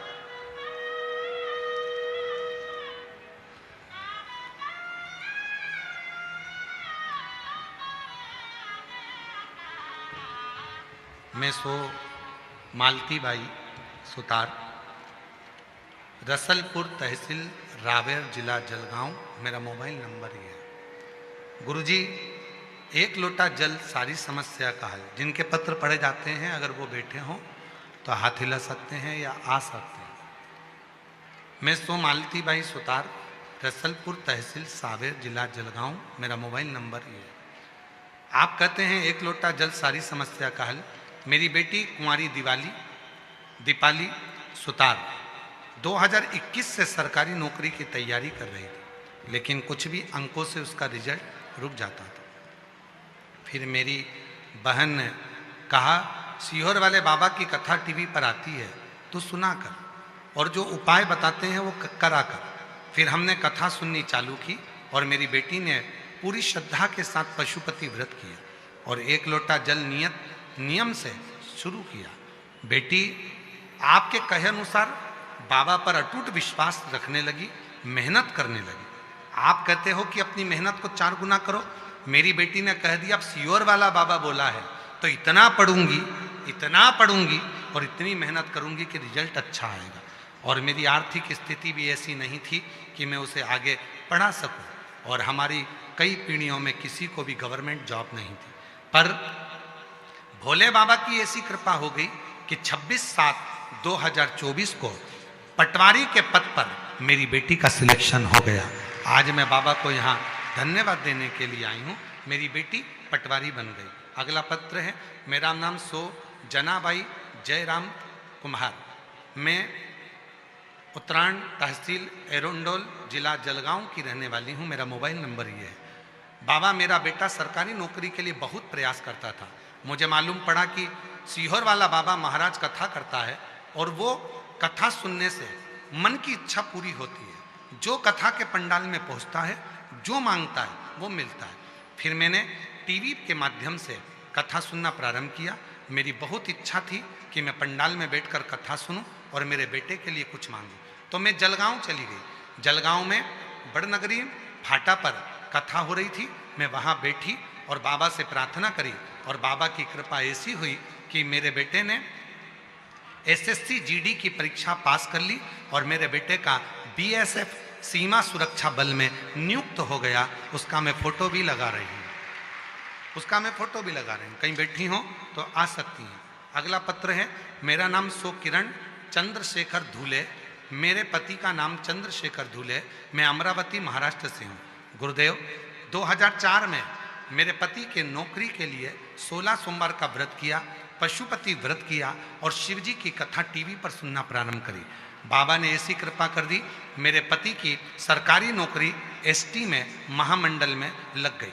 फिर मैंने अपनी बेटे ने इंजीनियरिंग कर रखा था, उसके लिए भी मैंने नौकरी के लिए करा। बेटे की प्राइवेट नौकरी लगी पर उसका मन नहीं लगा। जब मन नहीं लगा तो उसने फिर नौकरी को छोड़ा और सरकारी नौकरी को तैयारी करी। आप कहते हो मेहनत 4 गुना कर, मेरे बेटे ने आपका कहना मानकर मेहनत को 4 गुना करा और बाबा की कृपा से उसका गवर्नमेंट बैंक में सरकारी नौकरी लग गया। फिर मेरी बेटी के लिए मैंने बेटी एग्जाम दे रही थी, क्लियर नहीं हो रहा था और बेटी ने भी फिर पढ़ाई दम से करी और बाबा की कृपा से उसका भी सिलेक्शन गवर्नमेंट बैंक में हो गया। हमारे यहाँ पति की भी नौकरी सरकारी लग गई, बेटे की नौकरी भी सरकारी लग गई और बेटी की नौकरी भी सरकारी लग गई। ऐसी बाबा की कृपा। एक पत्र और है। गुरुदेव, आशाबाई सुभाष सुंधाणे, ग्राम धानोरा, तहसील चोपड़ा, जिला जलगांव की रहने वाली हूँ। मेरी पोती कुमारी गायत्री भागीरथ सब को नीट की परीक्षा देती थी, क्लियर नहीं होता था। मेरी बेटी को किसी ने, सहेली ने बताया, सीहोर वाला बाबा कथा कहता है, अगर पंडाल में जाकर मांगा जाए और वहाँ की मिट्टी लाई जाए तो कार्य होता है। मेरी दादी को मुझे जाने को कहा और मैं पहुँच गई और पंडाल में बरहानपुर में जाकर मैंने विनती करी, वहाँ मिट्टी को नमन किया और बाबा से कहा मेरी पोती का सिलेक्शन नीट एग्जाम में हो जाए। आज बाबा को धन्यवाद देती हूँ कि मेरी बेटी डॉक्टर बन रही है और बाबा की कृपा से डॉक्टर की पढ़ाई कर रही है। मेरी बेटी ने नीट क्लियर कर लिया। मैं बाबा को यहाँ धन्यवाद देने के लिए आई हूँ। अगला पत्र है। मैं पंडरी बिराजदार, गांव खरोसा, तहसील ओसा, जिला लातूर, महाराष्ट्र से हूँ। गुरुदेव, मेरा बेटा 3 साल से सरकारी नौकरी की तैयारी कर रहा था, लेकिन नौकरी नहीं लग रही थी। तब भोलेनाथ ने मेरे बेटे को, बाबा ने ऐसी कृपा करी, उसने जल चढ़ाना प्रारंभ करा और बाबा की कृपा से आज मेरा बेटा इंडियन आर्मी टेक्निकल के पद पर नियुक्त हो गया। मैं बाबा को यहाँ प्रणाम करने के लिए आई हूँ। ऐसे ढेर पत्र शिव के हैं, ढेर पत्र। कितना विश्वास। दुनिया को लगता है 1 लोटा जल है, नहीं, वो तुम्हारा आने वाला कल बदल देगा।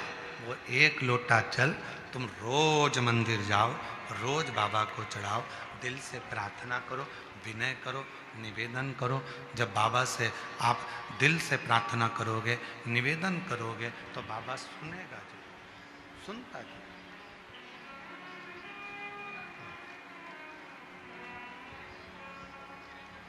सुनेगा जरूर। मेरा तू ही तो हमदर्द है, जिसे हर दर्द कहता हूँ। मेरा तू ही तो हमदर्द है, जिसे हर दर्द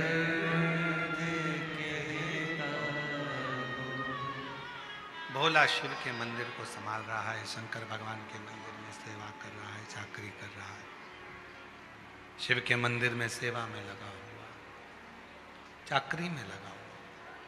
और उसका घर देवादिदेव महादेव, उसका घर भगवान शिव संभाल। आप उसके आश्रित तो हो।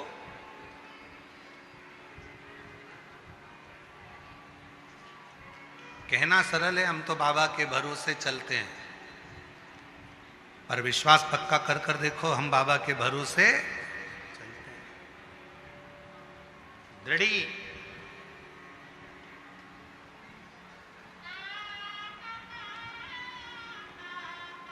पूर्ण भरोसा।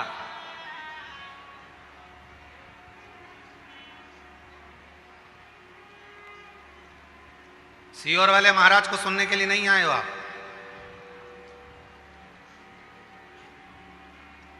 आप उस देव अधिदेव महादेव से बात करने के लिए आए।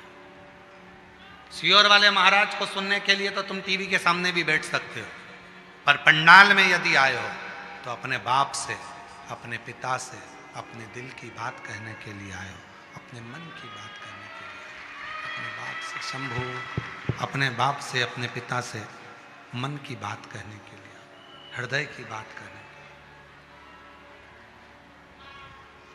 अपने बाबा से अपने मन की बात करने के लिए।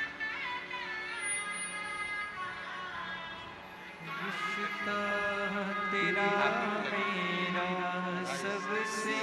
बेटे की सरकारी बैंक में नौकरी लगी, एक बार जोरदार ताली बजाकर स्वागत करिए।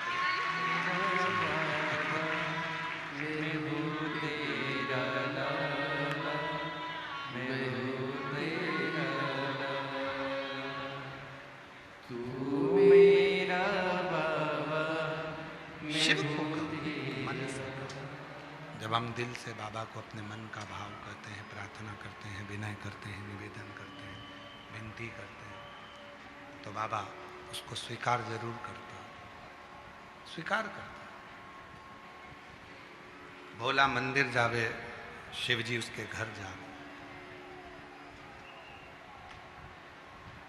एक भिक्षुक का रूप रख लिया मेरे भोलेनाथ ने, और भिक्षुक का रूप रखकर मेरे भोले बाबा भोला के घर पर पहुंच गए। जिस थाली में भोजन लेकर आई थी बहन, उसी थाली को ऐसा कर दिया मेरे भोलेनाथ ने कि वो थाली खाली ही नहीं होती है और भंडार भरती चली जाती है। शिव उदार है। चंद्रदेव उसको समझ नहीं पाए थे। शिव उदार है, चंद्रदेव उसको समझ नहीं पाए।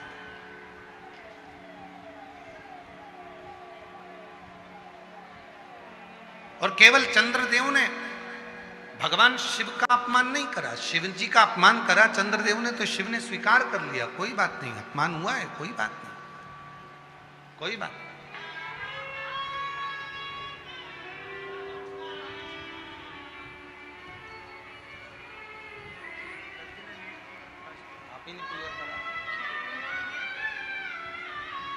पोती ने नीट क्लियर करा है, एक बार जोरदार ताली बजाएं, डॉक्टर बन रही है।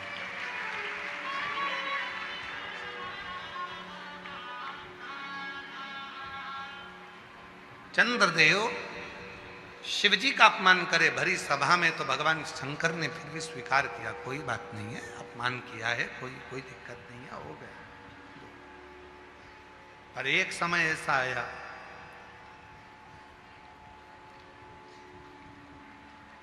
नंदी भगवान शंकर की पूजन में लगे रहते थे, नंदी भगवान शंकर की आराधना में, साधना में लगे रहते थे, और चंद्रदेव उनको देखकर हंसते थे।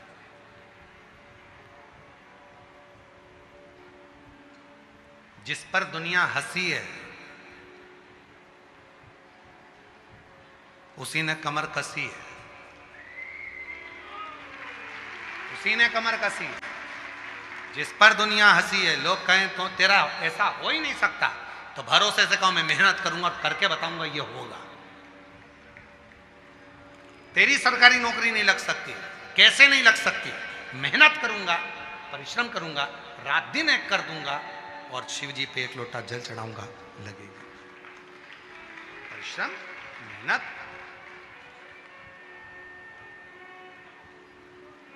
नंदी पर हंसते थे, खूब हंसते थे, नंदी पर हंसा करते चंद्रदेव। और चंद्रदेव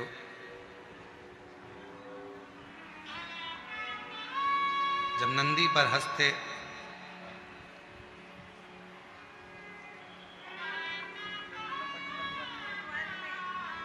बेटी पटवारी बनी है, एक बार जोरदार ताली बजाकर स्वागत करिए। एक बेटी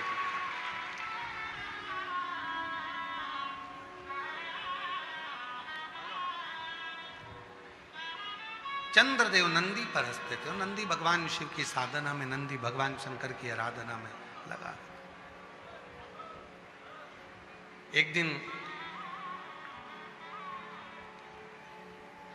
चंद्रदेव कभी भी नंदी के सामने नहीं रहे, कभी भी। पर आज जब नंदी भगवान शिव की पूजन की तैयारी कर रहा था, भगवान शंकर के पूजन की तैयारी जब नंदी कर रहा था, तब चंद्रदेव वहां आ गए। जो लोग 16 सोमवार का उपवास करे हैं उनको मालूम है। अगर किसी ने 16 सोमवार के व्रत करे हैं क्या? आप लोगों में से किसी ने करे? हाथ उठाओ जरा, जिनने करें करें। अच्छा, जो 16 सोमवार का उपवास करते हैं वो 16 सोमवार की कथा को जानते हैं। राजा ने रानी से कहा था कि शिव जी के पूजन की तैयारी कर दो, और रानी ने दासी को भेज दिया था पूजन की तैयारी करने की। रानी को दर बतर जगह जगह रानी को ठोकर खाना पड़ी थी। शिव महापुराण की कथा कहती है, भगवान शंकर का चरित्र कहता है। इसीलिए पशुपति व्रत करने वाले जितने भी होते हैं, जो पशुपतिनाथ का व्रत करते हैं, उनसे हम हमेशा एक बात कहते हैं, व्रत आप कर रहे हो तो प्रसाद आप बना, भले थोड़ा सा आटा सेक लो, घी डालकर उसमें पानी डालकर शक्कर डालकर सीरा बना लो, रवा का सीरा बना लो, खीर बना लो, कुछ नहीं तो मीठा पुआ बना लो, कुछ नहीं तो मीठा भजिया बना लो, कुछ नहीं तो मीठा गुलगुला बना लो, कुछ नहीं तो मीठा पुआ बना लो, कुछ नहीं पूरण पोली बना लो। पर अपने हाथ से जो पशुपति व्रत करने वाली माताएं होती हैं, बेटियां होती हैं, बेटे होते हैं, शिव पुराण कहती है जब आप पशुपतिनाथ का व्रत करें तो अपने हाथों से भगवान का भोजन तैयार करें, अपने हाथ।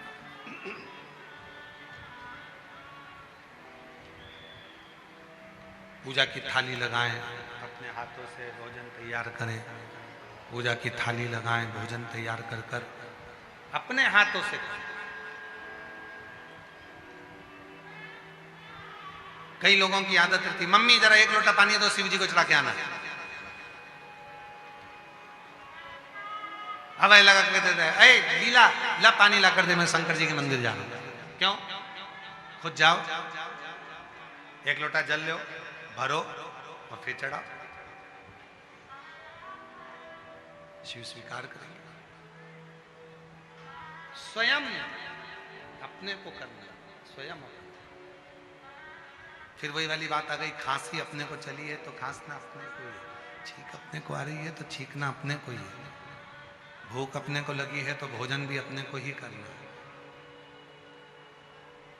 उसी तरह यदि कष्ट अपने ऊपर है, तकलीफ अपने ऊपर है, दुख अपने ऊपर है, तो शिव के मंदिर भी एक लोटा जल भरकर अपने को जाना पड़ेगा, जल भी अपने को चढ़ाना पड़ेगा, स्वतः स्वयं को, कोई दूसरा नहीं जाएगा। चंद्रदेव जब नंदी शिवजी के पूजन की तैयारी कर रहे थे, नंदी, और इतने में चंद्र का आगमन हुआ, और चंद्र का आगमन हुआ, सेना शंभु बोले ना, शंभु, जब चंद्र का आगमन हुआ, और चंद्रदेव का जब आगमन होता है, चंद्रदेव जब आए, नंदी पूजन की थाली लगा रहा था, पूजन की तैयारी कर रहा था। चंद्रदेव का आगमन हो गया। नंदी को लगा कि ये भगवान भोलेनाथ जी का दर्शन करने के लिए आए, शिव जी का दर्शन करने के लिए। नंदी ने हाथ जोड़ दिया, हर हर। नंदी ने जैसे ही हाथ जोड़े, प्रणाम किया, चंद्रदेव को और अभिमान आ गया। चंद्रदेव को लगा कि मैं बड़ा सुंदर हूं, औषधि का देने वाला हूं, अमृत तत्व को जानने वाला हूं, इसलिए मुझे प्रणाम कर रहा है। पर नंदी ने प्रणाम क्यों किया? शिव महापुराण की कथा कहती है, शिव मंदिर के 3 स्थान ऐसे हैं जहां पर बैठकर केवल बैठ जाओ तो भी फल मिलता है। शिव मंदिर के, शिव धाम के, शंकर के मंदिर के 3 स्थान ऐसे हैं जहां बैठ जाओ, कुछ मत मांगो, कुछ मत बोलो तो भी फल मिल जाता है। कौन से 3 स्थान बताए? तो वर्णन किया तुमरुका जी ने चंचुला देवी को। पहला, मंदिर में जहां नंदी बैठता है, उस नंदी के जो पांव उठा हुआ रहता है नंदी का, उस पांव के पास वाली जो जगह होती है, सीधा जो हाथ होता है, वहां बैठ जाओ, भले कुछ मत मांगो, थोड़ी देर बाबा का दर्शन कर लो, श्री शिवाय नमस्तुभ्यम कह लो, ओम नमः शिवाय कह लो, कुछ भी नहीं मांगोगे तो भी भोलेनाथ तुम्हें खाली नहीं भेजेगा। 3 स्थान बताए, 3 स्थान बताए। पहला स्थान है नंदी के पास, जो चरण उठाए, चरण उठा मतलब नंदी उस चरण के माध्यम से आपके कष्ट को मिटाने के लिए शिव को बिठाकर तुम्हारे दरवाजे तक लाए। पहला। दूसरा, जलाधारी, समझिएगा जरा, थोड़ा ध्यान दीजिएगा कथा। जैसे ये शिवलिंग है, ये जलाधारी है गोल, ये पानी जहां से बहकर जाता है, जहां से भी बहकर जा रहा है, आपको उससे मतलब नहीं, बस जलाधारी जो पानी बहकर जा रहा है, इस जलाधारी के ठीक विपरीत दिशा में, उत्तर में पानी बह रहा है तो दक्षिण में आप बैठे। ये जलाधारी जिस साइड बह रही है उसी ओर मुख कर कर आपको इधर बैठना है, इधर मुख कर कर शिवलिंग की ओर मुख कर कर। ये दूसरा स्थान बताया। ये जो स्थान है, ये माता लक्ष्मी का स्थान, ये जो स्थान है कुबेर का स्थान, ये जो स्थान है सारी सिद्धियों का स्थान है। अष्ट सिद्धि नवनिधि इसी स्थान पर बैठकर भगवान शंकर से वर प्राप्त करते हैं। ये वो स्थान है जहां बैठकर आप कोई मंत्र भी नहीं पढ़ोगे, कुछ बोलोगे भी नहीं, बैठने पर ही आपको फल की प्राप्ति होना प्रारंभ हो जाती है। ये दूसरा स्थान स्वयं तुमरुका जी ने चंचुला देवी को कहा, ये 2 स्थान। और शिव मंदिर का तीसरा स्थान, भगवान शंकर के मंदिर का तृतीय स्थान कहा गया। तीसरा स्थान, जब हम मंदिर से बाहर निकले और उस मंदिर से, या ओटला हो या कोई मंदिर है कोई, इसीलिए हमने देखा है कुबेरेश्वर धाम पर लोग आते हैं तो कुबेरेश्वर धाम का जो गेट होता है ना, अब तो कुबेरेश्वर धाम का 1 2 3 4 5 6 गेट हैं अब कुबेरेश्वर धाम पर। तो 6 गेट में से जो एक गेट, पहले नंबर, दूसरा नंबर, तीसरा नंबर, 4 नंबर, 5 नंबर, जिस भी गेट में से लोग अंदर आते हैं, उस गेट में से अंदर आते हैं तो सबसे पहले गेट पर दंडवत करते हैं। गेट पर दंडवत करें, वहां सोकर प्रणाम करें, 4-5 दंडवत करते हुए चले जाएंगे। कई लोगों की ऐसी आदत होती है चौराहे पे से दंडवत करते हैं। कई लोगों की ऐसी आदत होती है कि वो सीहोर के रेलवे स्टेशन पर उतरेंगे और 11 किलोमीटर तक दंडवत करते हुए जाएंगे। सबका अपना बात।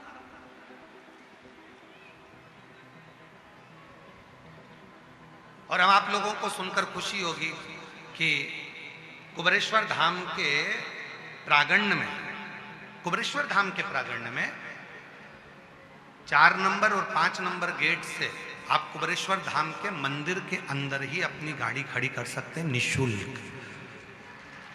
पार्किंग का कोई पैसा आपको देना नहीं, मंदिर के अंदर ही गाड़ी जाती है। बस आपको 4 नंबर 5 नंबर गेट पे पहुंचना है और वहां से मंदिर को अंदर गाड़ी को प्रवेश करो। बड़ी बड़ी बसें भी लगाने के लिए हमने वहाँ पर सुविधा कर दी है कि बसें अंदर खड़ी हो जाएं, सब अपना भोजन बनाए, वहीं पर खाएं। जिसको भोजन बनाना है भोजन बनाए, नहीं तो भोजन तो बाबा का भंडारा चलता है सबके लिए। कोई बस का शुल्क नहीं लगना है, तुम्हारी गाड़ियों का शुल्क नहीं लगना है। मंदिर प्रांगण में 4-5 नंबर गेट से अंदर करेंगे, गाड़ियाँ निःशुल्क पार्किंग आपको वहाँ प्राप्त होगी। किसी को रुपया देने की जरूरत नहीं, 1 रुपया भी। आराम से आप लोग वहाँ गाड़ी खड़ी करें, रुद्राक्ष लें, खाओ पियो, बाबा के घर आयो, अपने पिता के घर आयो, भजन। कोई नहीं।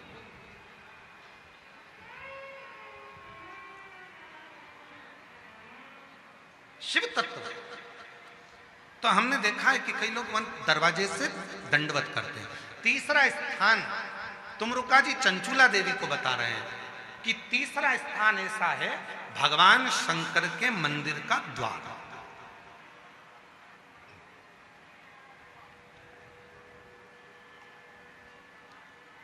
शिव मंदिर का द्वार।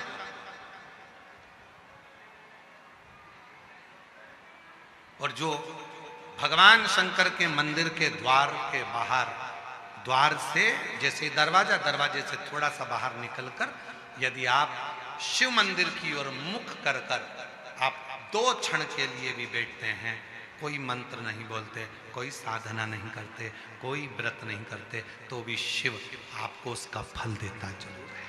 3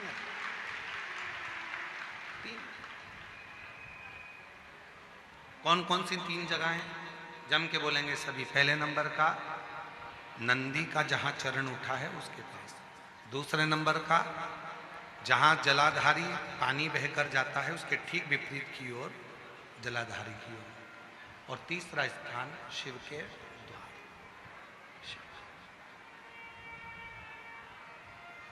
फल दे। जैसे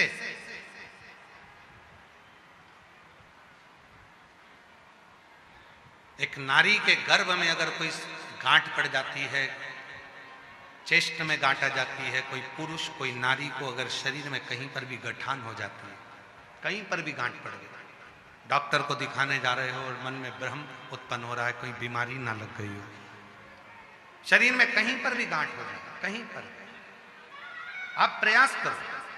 शिव मंदिर के जब पूर्णिमा का दिन हो, प्रदोष का दिन हो, सोमवार की अष्टमी का दिन हो, सोमवार का दिन हो, चंद्रमा की रोशनी जब शिखर पर पड़ रही है और उस शिखर की छाया जहां पड़ रही है उसी जगह पर बैठकर एक बेलपत्र शिव पर चढ़ी हुई चबा चबा कर रात्रि के समय उसको खाना प्रारंभ कर दो। 3 या 4 प्रदोष, 3 या 4 सोमवार, 3 या 4 पूर्णिमा आप करोगे, शरीर की गांठ धीरे धीरे गलना प्रारंभ हो जाएगी और शरीर में गांठ नहीं दिखेगी।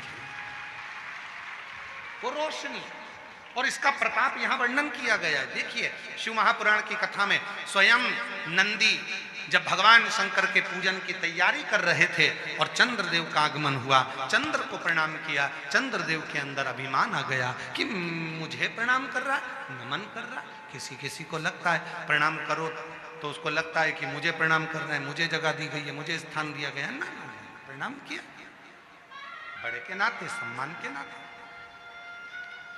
चंद्रदेव ने पूजा की थाली को देखा और देखकर पूजा की थाली को चंद्रदेव ध्यान नहीं दिए और चंद्रदेव नंदी को कुछ अपशब्द कहने लगे। अपशब्द कहते हैं तो नंदी का दिल रोता है भीतर से। शिव भक्त का हृदय यदि रोता है तो उसका दंड व्यक्ति को भोगना ही पड़ता है। अब चंद्रदेव नंदी को अपशब्द कहकर चले गए, पूजा की थाली को लांग कर चले गए। अब चंद्र की स्थिति जो गई, चंद्रदेव अपने ससुराल में गए और दक्ष प्रजापति ने चंद्र को काया का रोग दे दिया।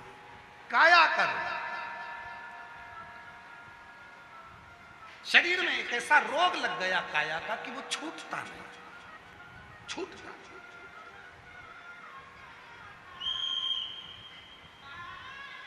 कई बार बच्चे जन्म लेते हैं, बुद्धि का विकास नहीं हो पाता, शरीर का विकास नहीं हो पाता, हाथ पैर से कमजोर रहते हैं, पलंग पर सोए रहते हैं, बॉडी काम नहीं करती है, बच्चे चल नहीं पाते हैं, दौड़ नहीं पाते हैं, बैठ नहीं पाते हैं, भोजन नहीं कर पाते हैं, सुन नहीं पाते, बुद्धि का प्रयोग नहीं कर पाते, उनके लिए ये चंद्रशेखर शिव महापुराण की कथा कह रही है।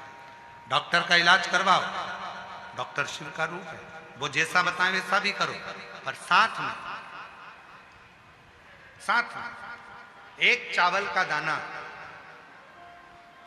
एक सफेद दुर्वा, दूबा में ही बगीचे की दुर्वा जो लगती है उस दूब में ही एक सफेद दुर्वा भी लगती है, सफेद दुर्वा, एक चावल का दाना, एक सफेद दुर्वा और एक कनेर का फूल, ये तीनों शिव जी के मंदिर में प्रदोष के समय पर चढ़ाना प्रारंभ करिए।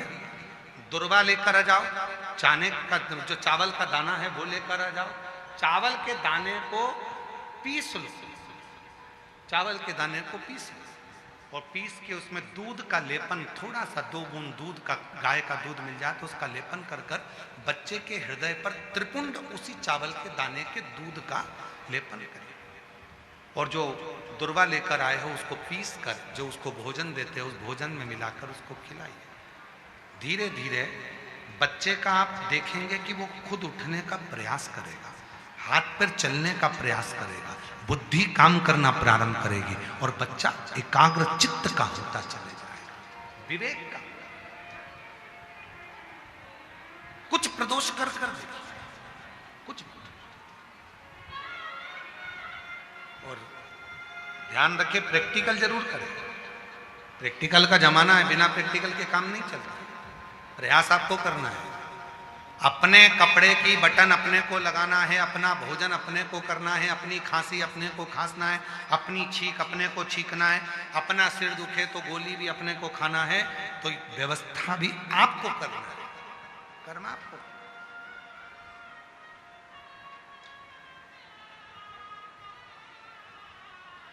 शिव भक्त का तो केवल उतना काम है कि आपके सम्मुख में आकर शिव की चर्चा का स्मरण, शिव चर्चा,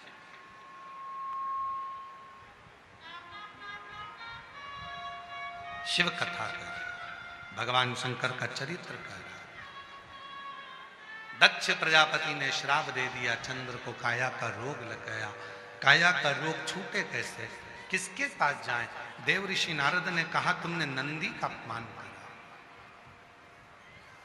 भगवान अपने अपमान को सहन कर लेते हैं, पर भगवान भोलेनाथ अपने भक्त के अपमान को कभी सहन नहीं कर पाते हैं, कभी नहीं। शिव अपना अपमान सहन कर लेंगे, पर भगवान भोलेनाथ अपने भक्त का अपमान सहन नहीं कर पाते। इसीलिए आपको शिव महापुराण की कथा में बार बार कहते हैं, भगवान शंकर की कथा नहीं सुनना मत सुनो, पर शंकर की कथा की निंदा मत करो। शिव जी के मंदिर नहीं जाना मत जाओ, पर शंकर की निंदा मत करो। शिव महापुराण में नहीं जाना मत जाओ, पर कोई शंकर का भक्त है, शिव का भजन करने वाला है, शंकर का स्मरण करने वाला है, कोई शिव गुरु है, कोई शंकर को ही गुरु मानकर शिव को ही गुरु के तत्व में जानते हैं, तो उस शिव गुरु की कभी निंदा मत करो, कभी निंदा मत करो। क्यों? क्योंकि शिव अपना अपमान सहन कर लेते हैं, पर अपने शिव गुरु का अपमान शिव कभी सहन नहीं कर पाते हैं, उसकी निंदा करने। सुनना हो तो सुनो, नहीं सुनना है तो अपना घर बजा। कोई नहीं कह रहा तुमसे कि कथा में आ, निंदा मत करो, बुराई मत करो।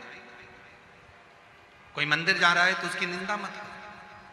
कई लोगों की आदत रहती है, कोई माताएं जल लेकर मंदिर जाती हैं तो उस पर ताना कस देते हैं। क्यों कसना है? एक दिन जिंदगी का ऐसा आएगा कि तुम पर ताना कसा जाए। किसी को अपशब्द मत करो।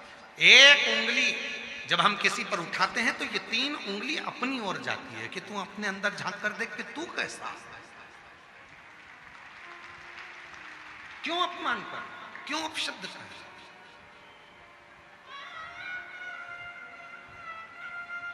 महाराज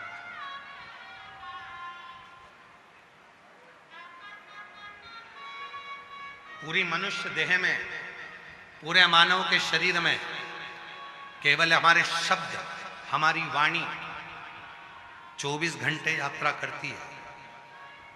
मानव के शरीर में केवल हमारा शब्द, हमारी वाणी ऐसी है जो 24 घंटे यात्रा करती है। शब्द, इसलिए कहते हैं वाणी ऐसी बोलिए जो मन का आपा खोए। चार ताले में बंद हो जाओ और चार ताले में बंद होकर भी तुम कुछ बोलोगे तो तुम्हारे शब्द बाहर निकलकर आ ही जाएंगे और लोगों के कानों तक पहुंच जाएंगे। पति पत्नी अपने कमरे में बैठकर भी बात करेंगे तो वो बात अपनी बहू तक पहुंच ही जाएगी, बेटे तक पहुंच ही जाएगी।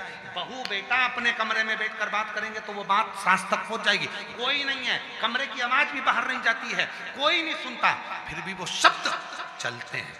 हमारे मुख से निकले हुए शब्द यात्रा करते हैं। कथा हम यहां बाँच रहे हैं भुसावल में, पर यह कथा जिसने नहीं भी सुनी होगी तो भी एक ना एक दिन ये शब्द चलकर किसी के भी माध्यम से पहुंचेंगे, लोगों के कान तक पहुंच ही जाते हैं। शब्द चलते हैं, शब्द यात्रा करते हैं, वाणी यात्रा करती है, शब्द चलते हैं और ये वो यात्रा करते हैं। शब्द यात्रा, वाणी यात्रा करती है। इसलिए निवेदन है, सास से भी निवेदन है, बहू के लिए कोई भी शब्द बोलो वो बहू तक पहुंचेगा एक ना एक दिन। बहू से निवेदन है, तुम सास के लिए कितना भी मायके में जाकर बोल दो, अपनी मम्मी के सामने जाकर बोल दो, फिर भी वो शब्द एक ना एक दिन तेरी सास के सामने जरूर आएगा। वो शब्द घूमता है, आता है और तुम्हारे सामने पहुंचता है। तो क्यों बोले हम आड़ा टेढ़ा, क्यों बोले हम